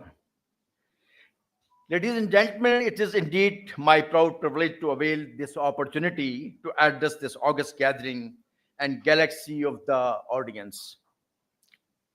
Lifestyle medicine is not just a prescription for diet and exercise, but it is the philosophy of living that integrates science, compassion, and of course, the moral responsibility. Times are changing now. Our perception of the healthcare system and the domains are changing and under revolution. Our old boundaries are being challenged now globally as we are navigating through a deluge of dynamic changes in the domain of healthcare scenarios. In this changing process, optimum mental agility, physical fitness, sleeping pattern, and of course the lifestyle modification become the hallmark and very, very essential component. Ladies and gentlemen, as a healthcare provider, I feel that rising non-communicable diseases, mental health crisis, sedentary lifestyle, and environmental stresses, not merely clinical, but I'm telling you that it is an ethical issue in the present scenario globally. Our Prophet Muhammad sallallahu alaihi wasallam taught moderation in eating, adequate rest, emotional regulation, and community care. This is the foundation of lifestyle medicine because lifestyle medicine is based on balancing system of the body, mind, and soul. This specialty leads us towards the future of healing that is humane, holistic, and of course, sustainable. In our academic scenario, Rifa International University having a future vision. Number one, integration and merging modern medicine with a value-based preventive care. Number two, making lifestyle medicine a core part of medical education curriculum for the undergraduate level. Number three, collaborative research across nation to create evidence-based and culturally sensitive interventions. Ladies and gentlemen, Rifa International University is a pioneer institution to promote a structured system, of course, in the education in lifestyle medicine in last few years as a separate entity.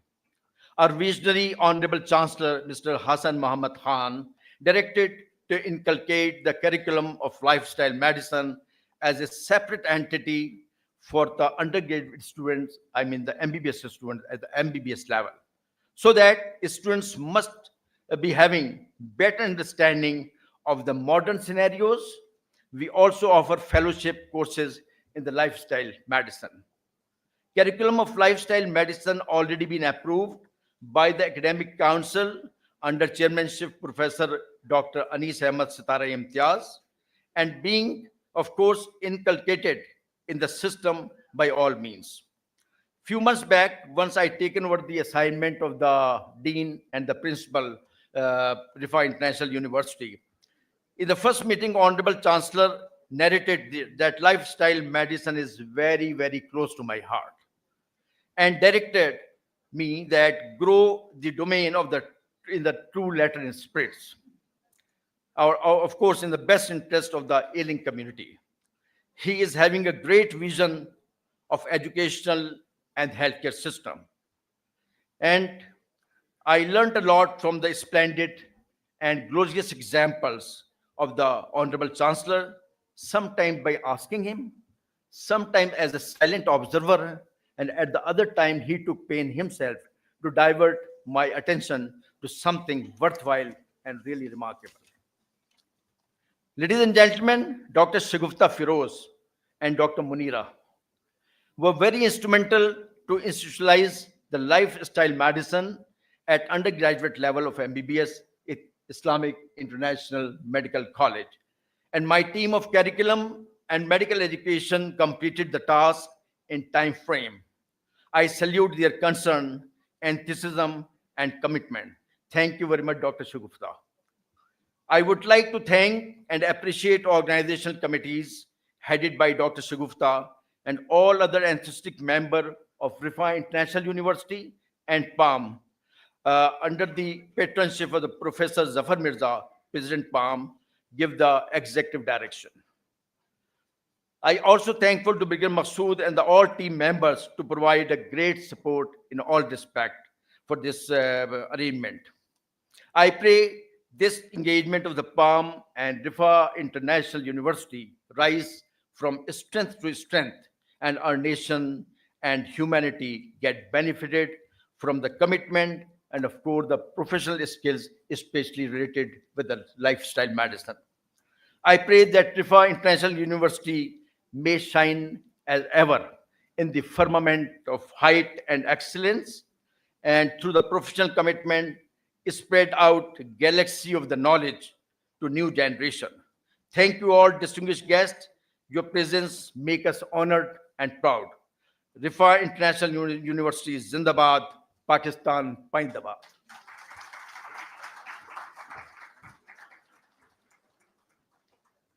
Thank you very much, sir.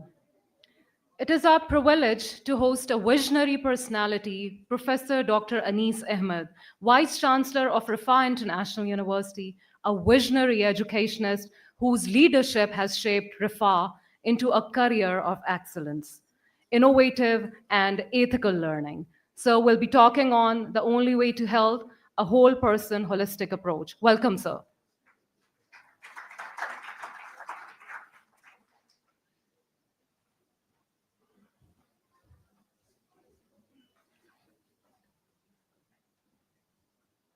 बिस्मिल्लाहिर्रहमानिर्रहीम अल्हम्दुलिल्लाह वस्सलातु वस्सलाम अला खातिमिल अंबिया rabbi इश्रह ली सदरी व यस्सिर ली अमरी वाहलुल उक़दतम मिन लिसानी यफ़क़हू क़ौली.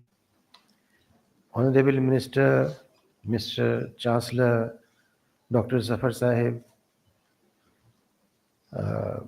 Dr. Shagufta Sahiba, it's a great honor for me to be here this morning and in next few minutes share with you briefly how I look on this topic. If I may use a simile, perhaps the link between normal medicine and lifestyle medicine is that of Iman and Taqwa.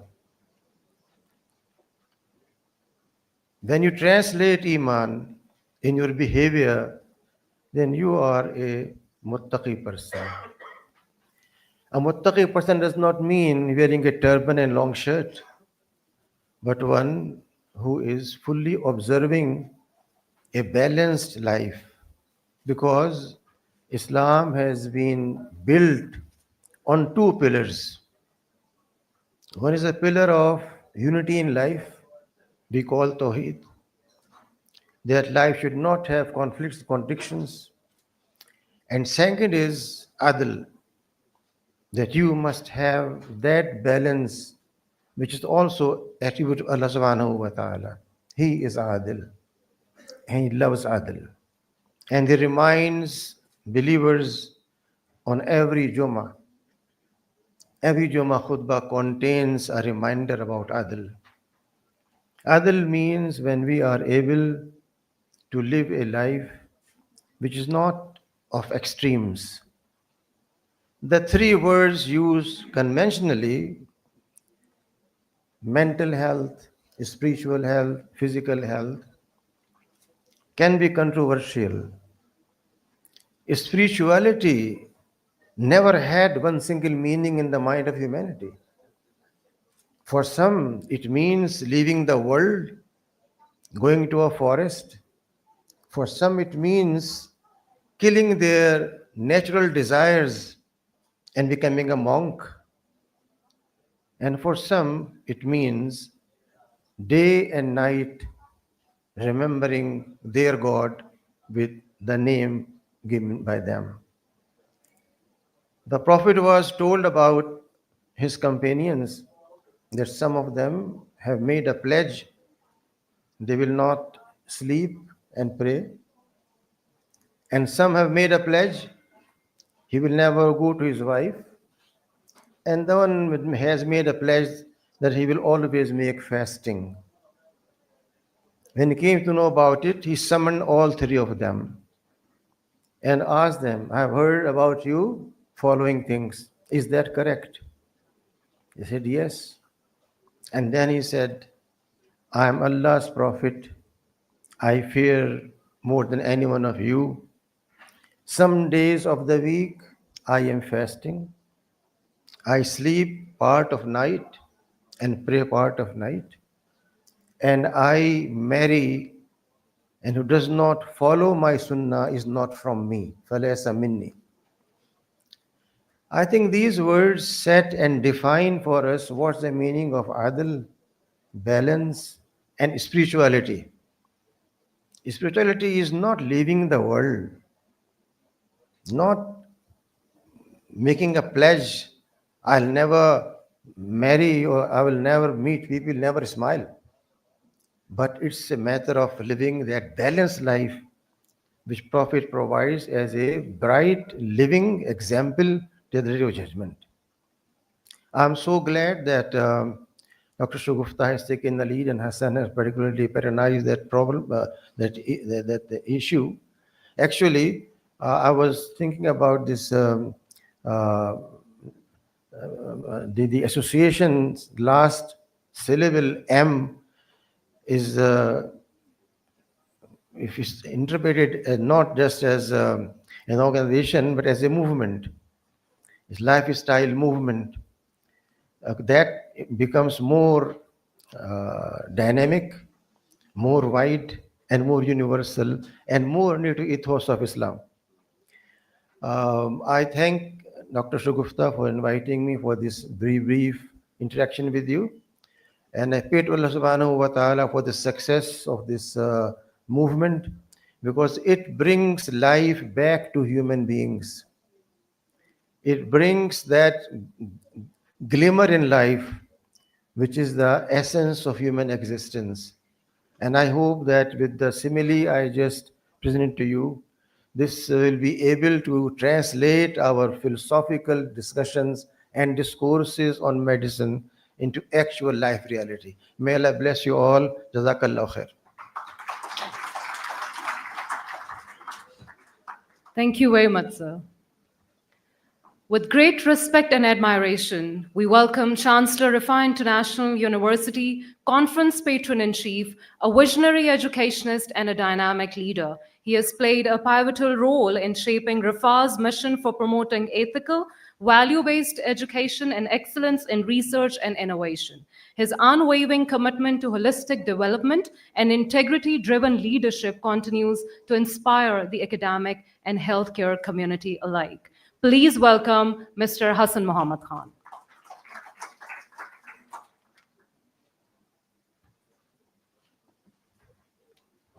Bismillahirrahmanirrahim.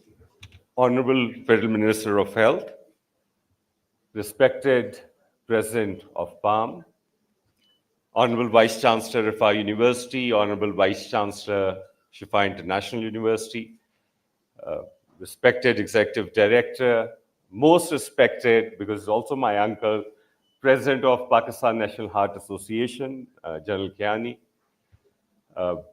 respected faculty members, deans, directors, ladies and gentlemen, Assalamu alaikum. The first keynote, I hope you listened to it, was by Professor Beth Freites, who's also our honorary chairperson of Rifa Institute of Lifestyle Medicine. And she talked about the impact of lack of purpose on your well-being. So you're going to die younger if you're not going to have a purpose. And by purpose, I believe, to have a life vision or a life purpose, it simply cannot be about a certain corner plot in DHA or a bigger or a better car, and sending your children to study wherever. These are very important milestones. Of course, material money is important, but they cannot form the basis of a life purpose. Among ourselves right now, we have Dr. Shagufta Feroz, and I'll also refer to her always as one woman battle tank. Imagine, because she's passionate, she's got this purpose of promoting lifestyle medicine, helping the humanity. Look at the impact she has created.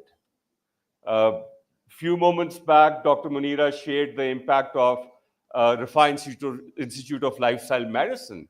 That is actually the impact of Dr. Shagufta, and of course, Dr. Munira and other colleagues as well. So already trained thousands and thousands of professionals in lifestyle medicine. With the help of our Dean, Faculty of Medicine, almost 4 years back, Dr. Shagufta and her team developed a curriculum to be integrated in our medical college. So now every graduating doctor from Rafa University is trained in lifestyle medicine. I personally got interested because I saw an advertisement about 5 years back on a conference on lifestyle medicine. And that just caught my eye. This was in Lahore. I never heard of Dr. Shagufta. There was a contact number, and asked my office to just set up my meeting. And she invited me to her clinic in Lahore. So I drove to Lahore. बिल्कुल कोई जान पहचान नहीं थी. मैं madam के पास बैठ के गपशप शुरू कर दी, because I was personally inspired by another man whose purpose-driven life and impact I was witness to, and that was my father, General Zulfikar Ali Khan. So came back to Pakistan, developed a little cardiac center. It was one tiny little room, General Kiani, aapko to yaad hoga. And from there, he, along with his colleagues, was able to build up Armed Forces Institute of Cardiology, and actually became the sort of father of cardiology in the country. And then became the founding, I think, president of Pakistan National Heart Association as well. Look at the impact that has created. He was also the founding chancellor of Rafa International University. Right now, as we sit and speak, Mustafa Sahab, Rafa University has 30,000 students. We are non-for-profit university, although we are in private sector, but we have CBR exemptions as a non-for-profitable, charitable university. So 9,300 students in different programs got scholarships. So Pakistan में मैं बड़ा सुनता हूं कि यार इस मुल्क में कुछ हुआ नहीं जा सकता. अगर आप में पैशन है, डेडिकेशन है, and you want to sacrifice for a purpose, you can do that. So I love the keynote given by Professor Beth Freites. Dr. Dennis from Switzerland addressed us. So Switzerland, mountainous country, beautiful country, one of the richest country. On happiness indexes, world indexes, it consistently ranks, I think, among the top 10 most happiest countries in the world.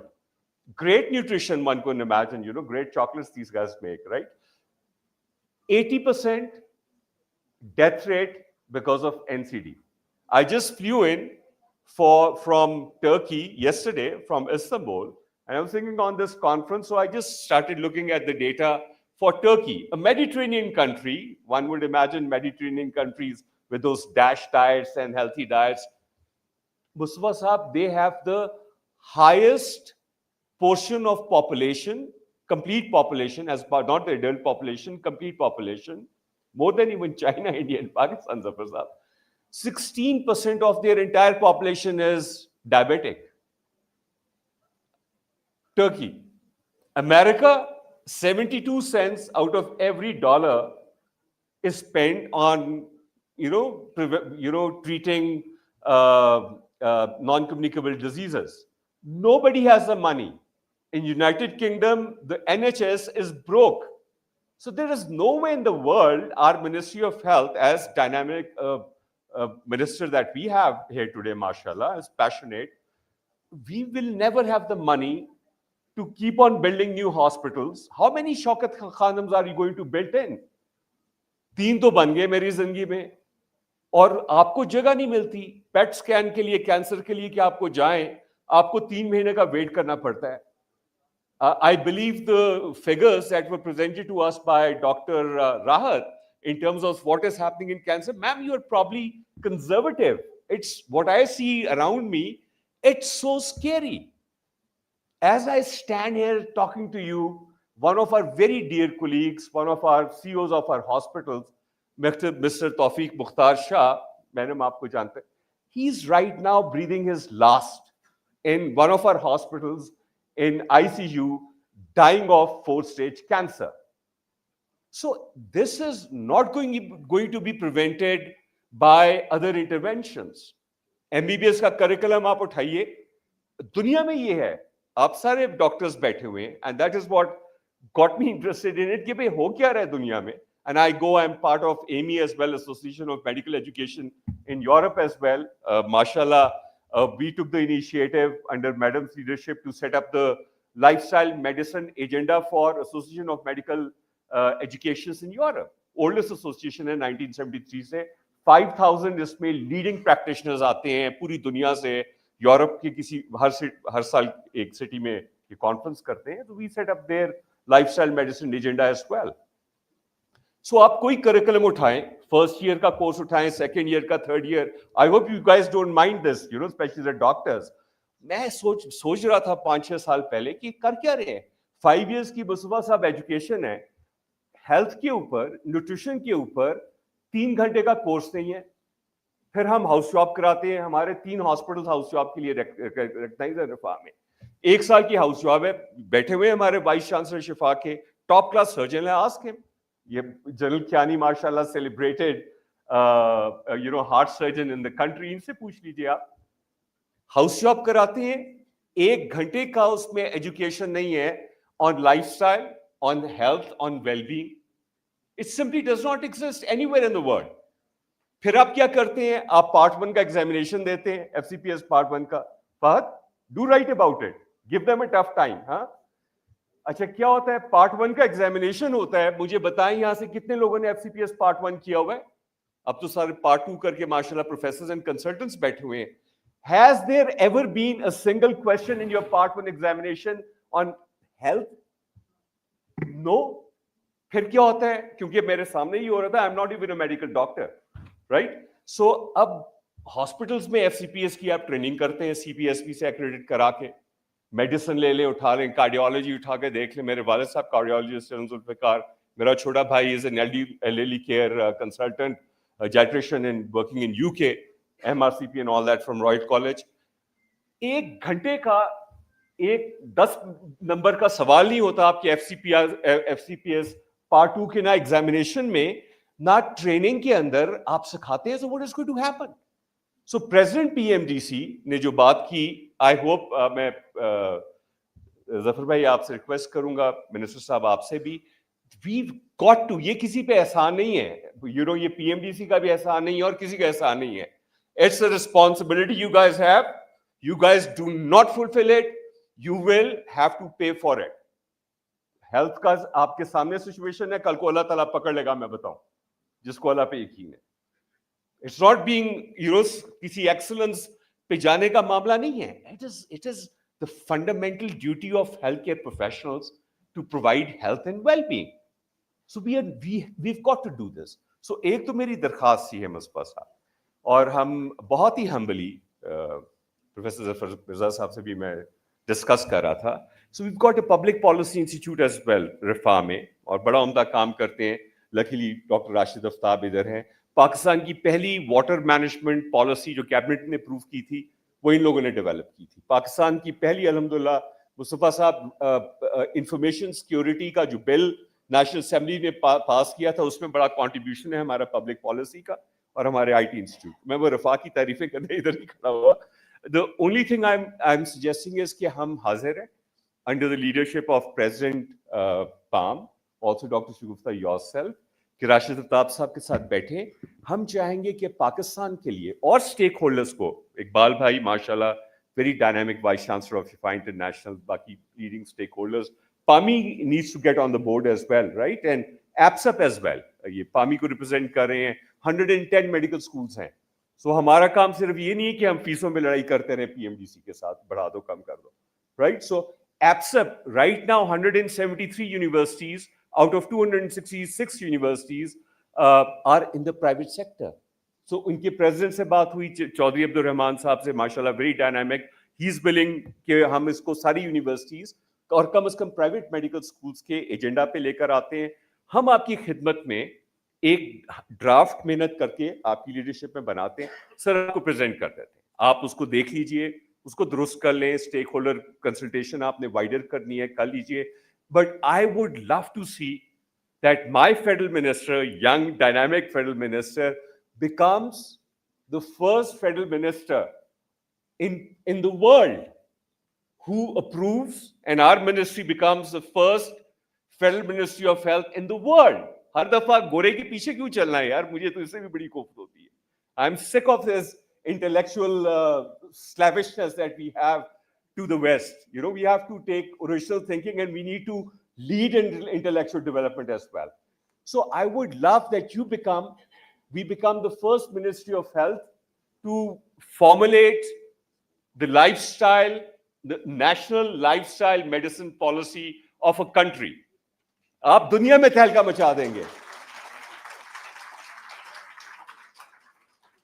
And I believe through Dr. Shugufta's efforts, mashallah, we've got enough critical mass. आप international advisors को साथ लेकर चलें, and people will give आपकी WHO की conferences में लोग पाकिस्तान की एग्जाम्पल इस वजह से नहीं दिया करेंगे कि वहां पे डायबिटिक्स बढ़ी है, कैंसर केयर अच्छी नहीं है, अस्पताल लिए हैं, उनके पास वो डेवलपिंग कंट्री और उनके पास पैसा नहीं है, 2.5% करते हैं पाकिस्तान की. I would want to listen, WHO का प्रेसिडेंट बात करो कि यार Pakistan is the first country in the world जिसने लाइफस्टाइल मेडिसिन का पब्लिक हेल्थ का पूरा फ्रेमवर्क बनाया.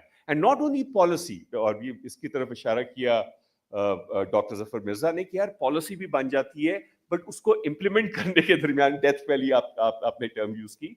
सो हम we can set up the project plan as well कि उसको इंप्लीमेंट हम कैसे करें. आखिरी बात थोड़ी सी, आई एम सॉरी मैंने लंबी बातें कर ली. डॉक्टर साहब एक चीज को देखना पड़ेगा हमें, और ये गवर्नमेंट सेक्टर के ऊपर, but otherwise a lot of things that even doctor राहत talked about and what I saw Dennis talking about. There are problems which are even of deeper nature. वो probably आपको लाइफ पाम के agenda पे शायद लेकर आने पड़ेंगे. देखिए, you can talk about sleep, right? 7 to 9 hours nocturnal sleep, circadian rhythm, बहुत अच्छी बात है, जबरदस्त बात है. But if you're lying in your bed in Lahore, having your 9 hours or 7 hours beauty sleep, and the air that you're breathing is the filthiest on planet Earth, I don't think you're going to get those benefits of sleep. ये 1 litre जो की bottle जो सामने पड़ी हुई है आपके पास, पार्कलेट्स की पानी की बॉटल जो है, इसके अंदर, एंड साइंटिफिक बेस्ड, इसके अंदर 240,000 2.5 लाख माइक्रोप्लास्टिक्स हैं. अब ब्रेन सर्जर्स माइक्रोप्लास्टिक्स के आपको असरात जहन पे मिल रहे हैं. These are carcinogenic substances. आपको देखना पड़ेगा. आई ऑल्सो थिंक ये प्राइम मिनिस्टर से आपकी मॉर्निंग मीटिंग थी, and God bless you for coming here. I know आपने वापस भी जाना है अभी कराची, मॉर्निंग में गालिबन आप तशरीफ लाए, राइट? सो आप ये देखें कि food and agriculture ministry, environment ministry and health ministry, इनको बड़ा क्लोज काम करना पड़ेगा. सब मैं देखता हूँ, यू नो, डॉक्टर्स भी कहते हैं, वो डेनिस ने भी बड़ी खूबसूरत तस्वीर लगाई हुई थी, those beautiful shiny, you know, paprikas and cucumbers and carrots and the colourful vegetables. भाई इन पाकिस्तान आपको पता ही नहीं है आपके साथ होता क्या है.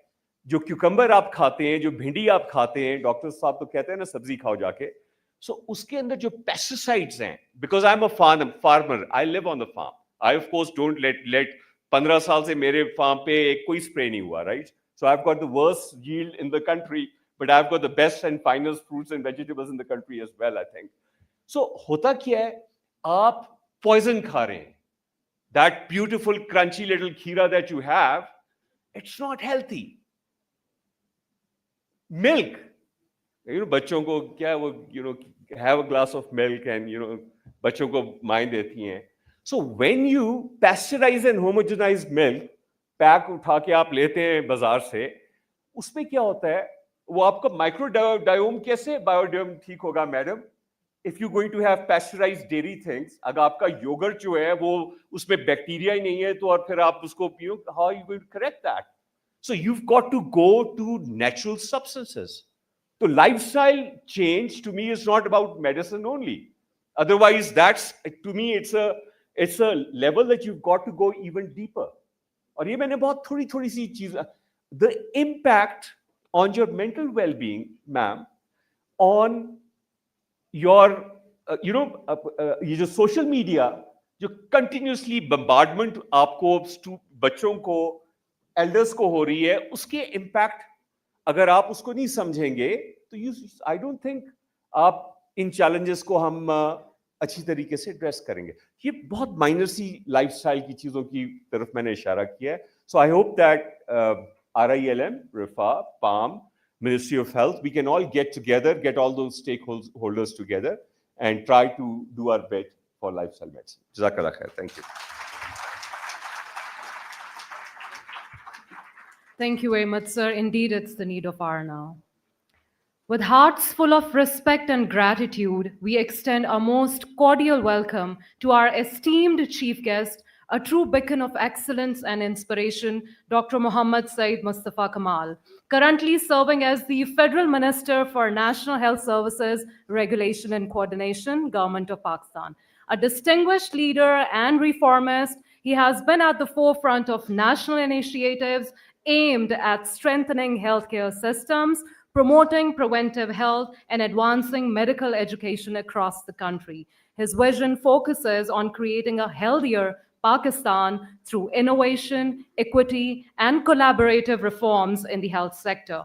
August gathering, please give a big round of applause to Dr. Mustafa Kamal, Federal Minister of Health Services, Regulation and Coordination. أعوذ بالله من الشيطان الرجيم بسم الله الرحمن الرحيم رب اشرح لي صدري ويسر لي أمري واحلل عقدة من لساني يفقهوا قولي صلى الله عليه وسلم. First of all, Madam, I'm not a doctor, so that's this is because why I explain it, because it's an extra burden on your shoulder when you become a doctor. So whatever I'll say, I will not be caught, in my words will not, because I'm not a doctor. So no, just on the light side. Dr. Zafar Saab, Dr. Shagufta, Chancellor Saab, Rifa Universities, to all distinguished guests, ladies and gentlemen, doctors, professors, to everyone, assalamu alaikum. Thank you very much. It's truly an honor to be here. And I'm glad I made it. There was lots of challenges.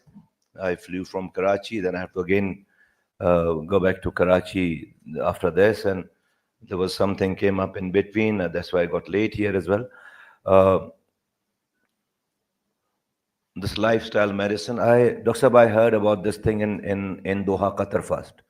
The first or second month of my tenure, of my responsibility as a minister. I was in a conference, so there was someone had come from Canada, running he was in charge of the dean, and he was talking about the lifestyle medicine, the doctor. So just he started explaining to me, what is this lifestyle medicine? And he said, we write a prescription, that there's no medicine.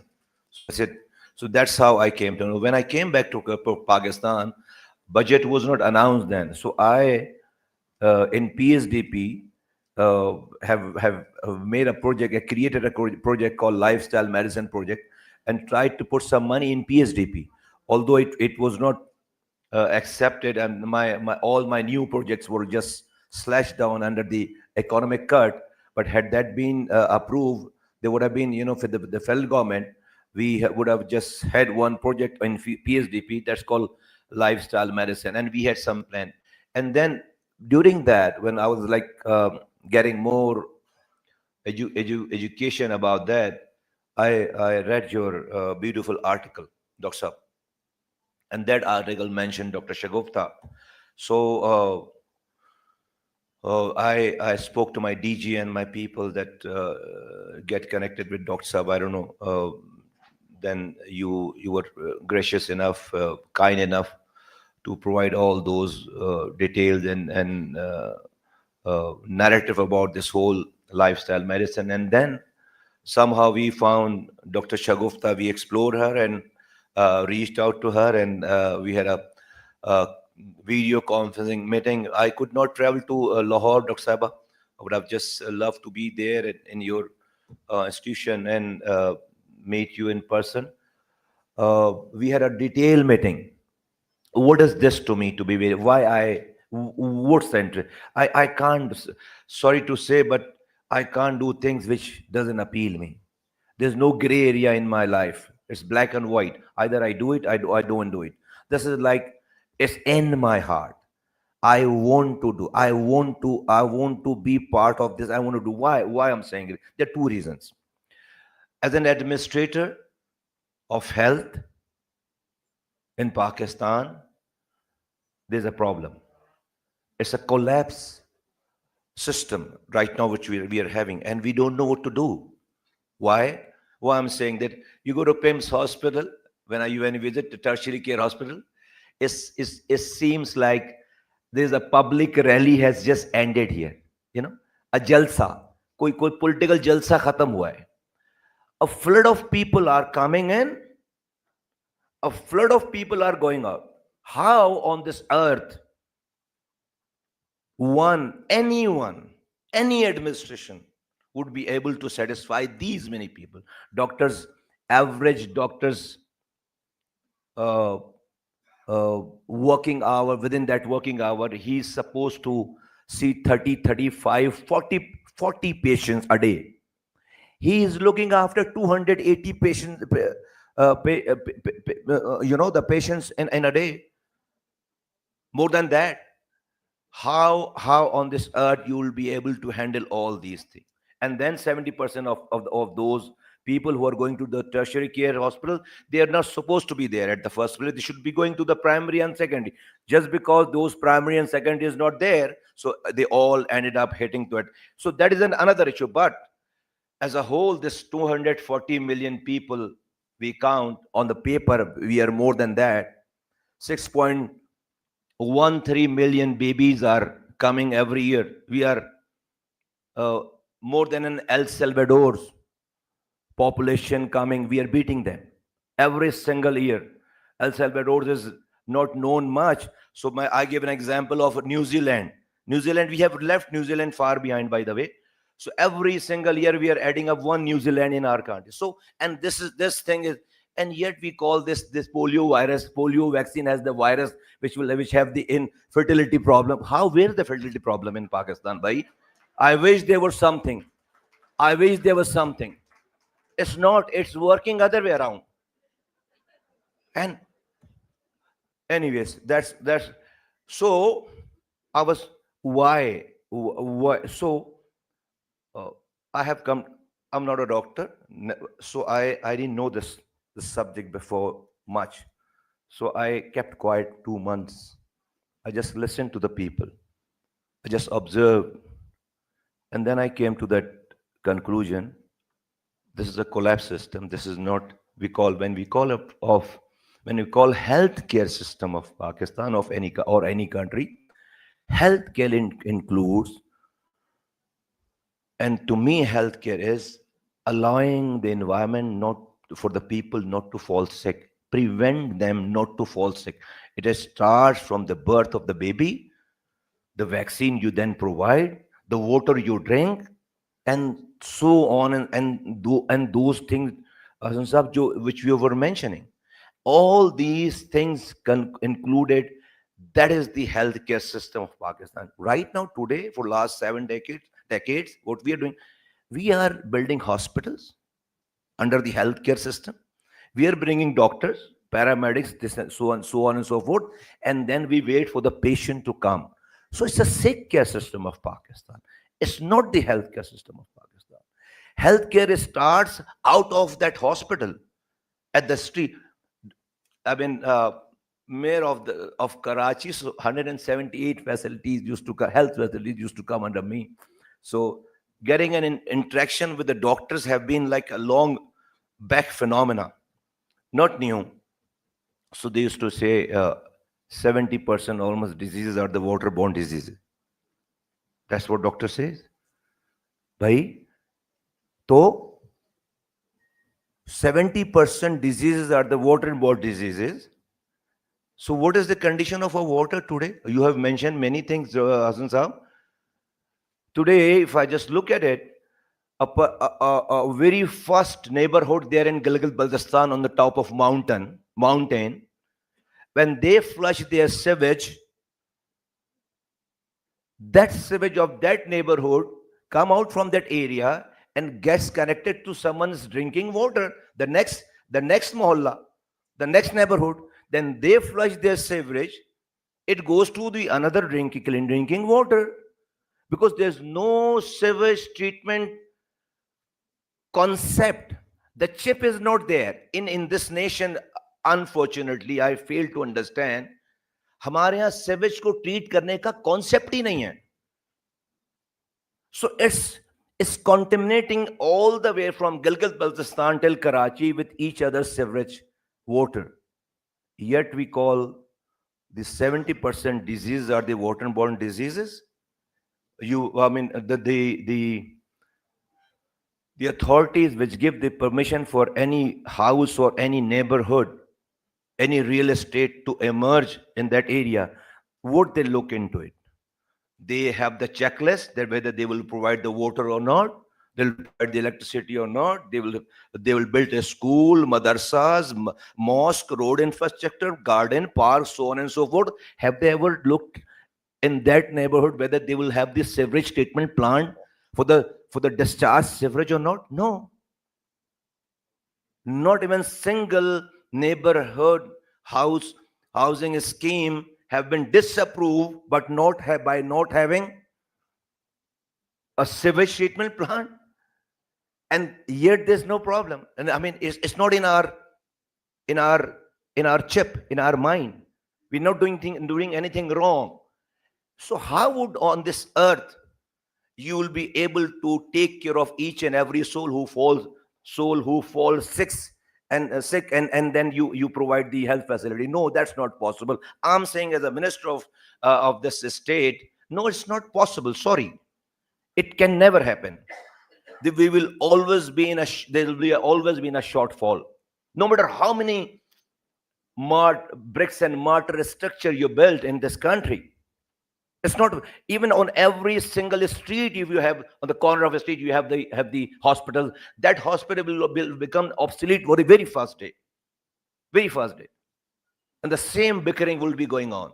So we have to take a breath, hold on, wait, and think. Where are we heading? What's going on? And let's not be superficial, be there with a superficial and very cosmetic kind of solution. So to me, healthcare is allowing people not to fall sick. This is like an admin. So that's where the prevention and the primary care and so on and so forth. That's one area. And what are the second area? And that has got something.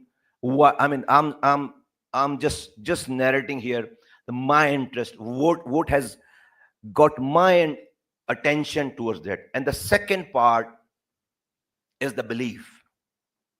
I believe that we as a human are the product of Almighty Allah Ta'ala. We're the product. We are the product.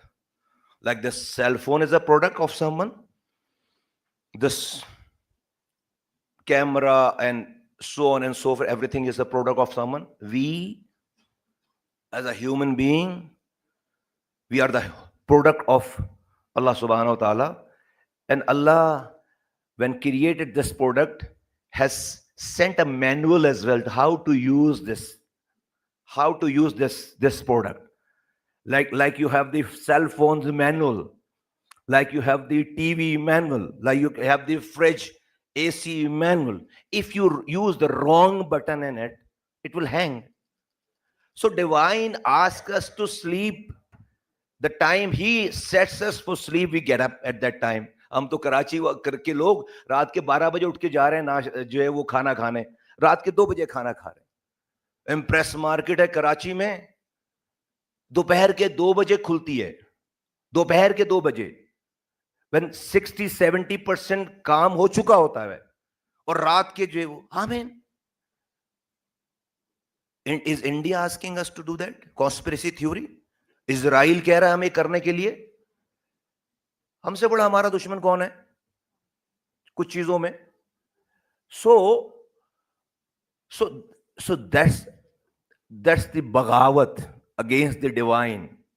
This human being, this product is going against what Allah has decided and defined for us.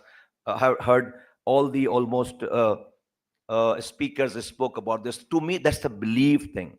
So this lifestyle medicine is bringing a human being, this product, close to the nature.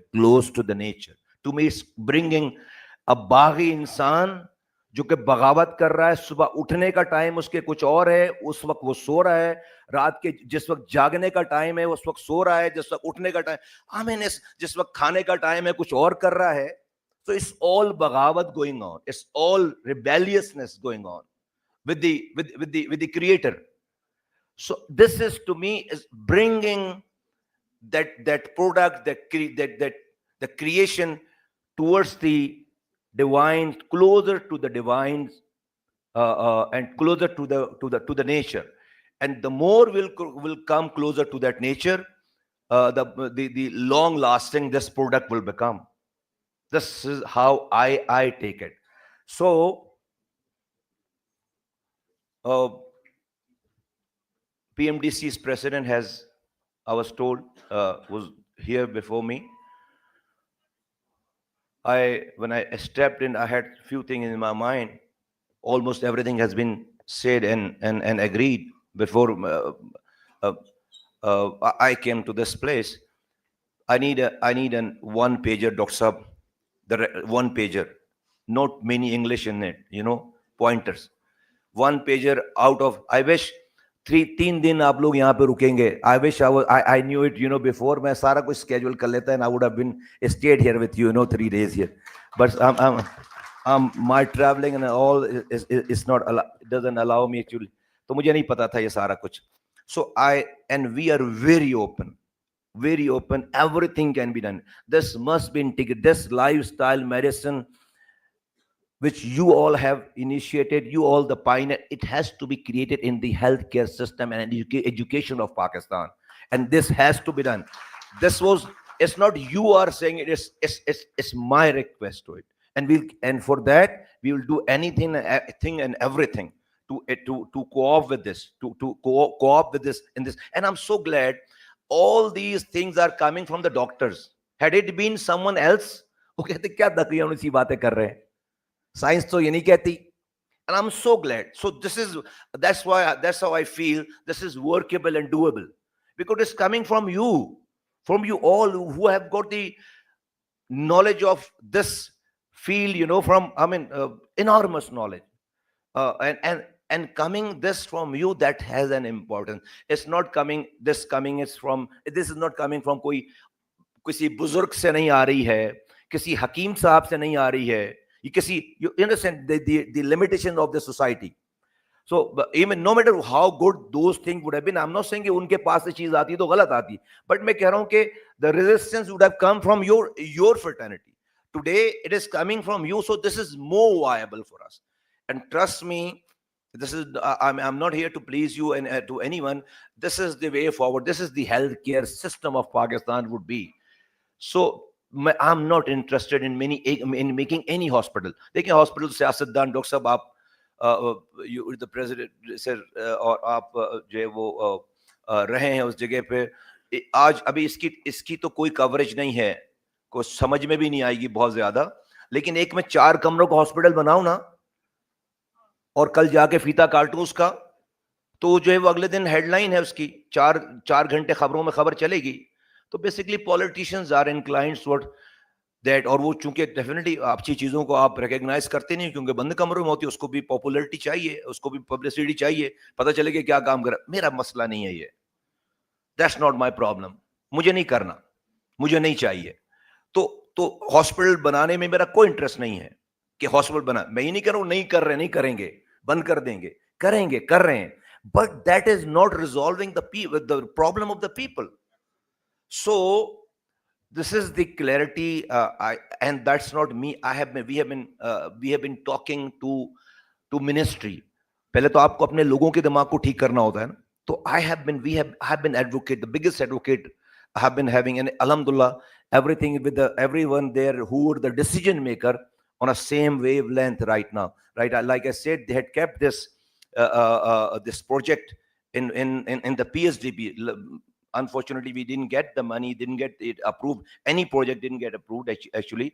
So this is the way forward. We need to see our hospitals, private hospitals, government hospitals, doctors educated and trained with the lifestyle coaching and all these knowledges, and in our education as well. Education, all medical education is under the ministry, which is under the Pakistan Medical Dental Council. That's where we have to inculcate, that's where we have to integrate this whole mechanism, so that the upcoming generation of Pakistan, upcoming generation of Pakistan's doctor, they should be well equipped, so that at the end, with this result, we will be able to educate people to take care of themselves, not to fall sick. We would be able to go on that primary and secondary, and then the prevention, so that all these things, the menace which we have today, this could be minimized, and at the end of the day, it could be controlled. Today, WHO tells us 13 million people have gone beyond the poverty level who were not poor before, just due to these health burden, disease burdens. 1,30,00,000 लोग गरीब नहीं थे, गरीब हो गए बीमारियों की वजह से. उनके घर बिक गए, उनकी जमीनें बिक गई, उनके जेवर बिक गए. And this situation is not stopping anywhere. अल्लाह के रसूल सल्लल्लाहु अलैहि वसल्लम की हदीस है, मफहूम अर्ज है, मूसा अलैहिस्सलाम को अल्लाह ताला ने बोला कि दुआ मांगो, कुछ मांगो. तो मूसा अलैहिस्सलाम ने अल्लाह ताला से पूछा कि रब आप ही बताएं क्या मांगो. तो रब ने कहा कि सेहत मांगो. अल्लाह के रसूल, रब ने कहा सेहत मांगो. Allah wants us to take care of ourselves. Sehat is such an important thing. But these things, I would say, at the end, Dr. Sahab, it should come out of these hotels and these conferences. It should be talk of the country. It should be, because you are talking about 240 million people, each and every soul. And every year, 6.13 million, don't forget this. 6.13 million are coming every year. So you are talking to each and every soul who lives here. So it should be the talk of the entire country. How this gap could be bridged, I don't know, but we have to sit together. This will become a norm. Everybody must be talking. I would request the media, I would request the entire journalists and everyone, all the influencers, that take this cause as a national cause. Take this understanding, and it's very simple and easy to understand, and be the voice, be vocal on this issue, to just create this awareness in people, that no, this high fancy big hospitals are not the solution. Solution lies within the house, within the street, within themselves. So with these words, Dr. Sahab, thank you so much for bringing here, and I'm so grateful, and wish you all the best. Bahut shukriya. Pakistan Zindabad.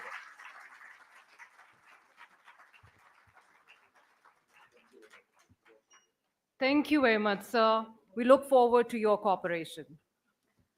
As we draw the curtains on this memorable inaugural session, we extend our heartfelt gratitude to all our distinguished guests, speakers, and participants for such an inspiring tone for the days ahead.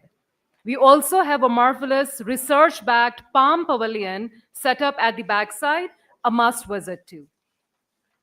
So as we head towards the end of the inaugural session, let's welcome on stage the Honorable Chancellor and Conference Patron-in-Chief, Mr. Hassan Mohammad Khan, Vice Chancellor, Dr. Anis Ahmed, and Founding President, Dr. Shagufta Feroz, Dean FHMS, and President Palm, Dr. Zafar Mirza, to present these souvenirs to our distinguished guests, please.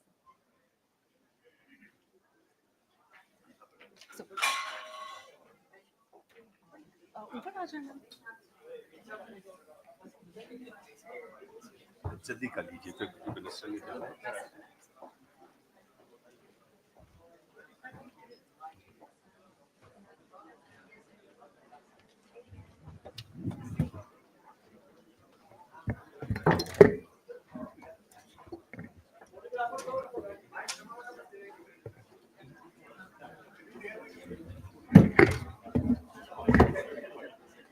I request the Honorable Chief Guest, Mohammad Saeed Mustafa Kamal, sir, to please come on stage.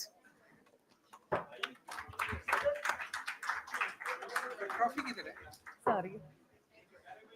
These are the beautiful souvenirs created by our very own Dr. Omera, and that's her creativity which is presenting to our chief guest.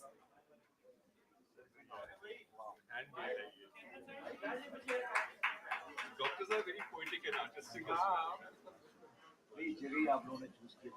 Thank you, Ji. Wash your face and honor. Thank you. Wash your face. Steal the show. Absolutely. Thank you very much, sir. I now request Dr. Rahat Ghazanfar to please come forward and have her souvenir, please.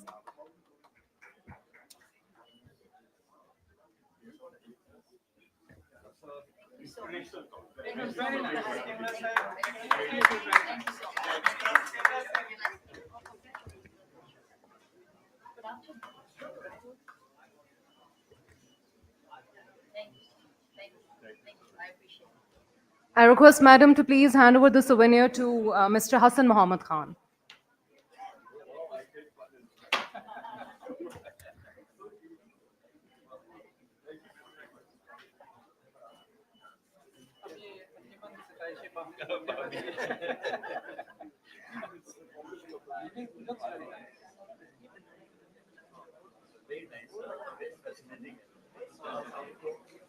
A beautiful souvenir to Vice Chancellor Dr. Anis Ahmed.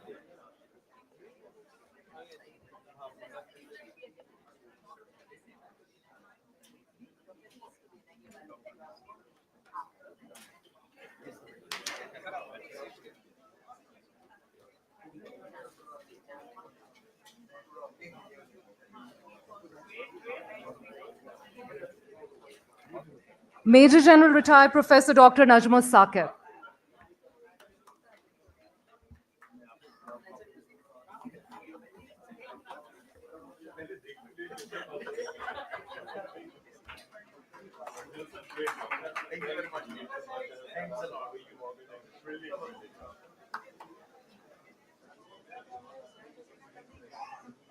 The President Palm, Dr. Zafar Mirza.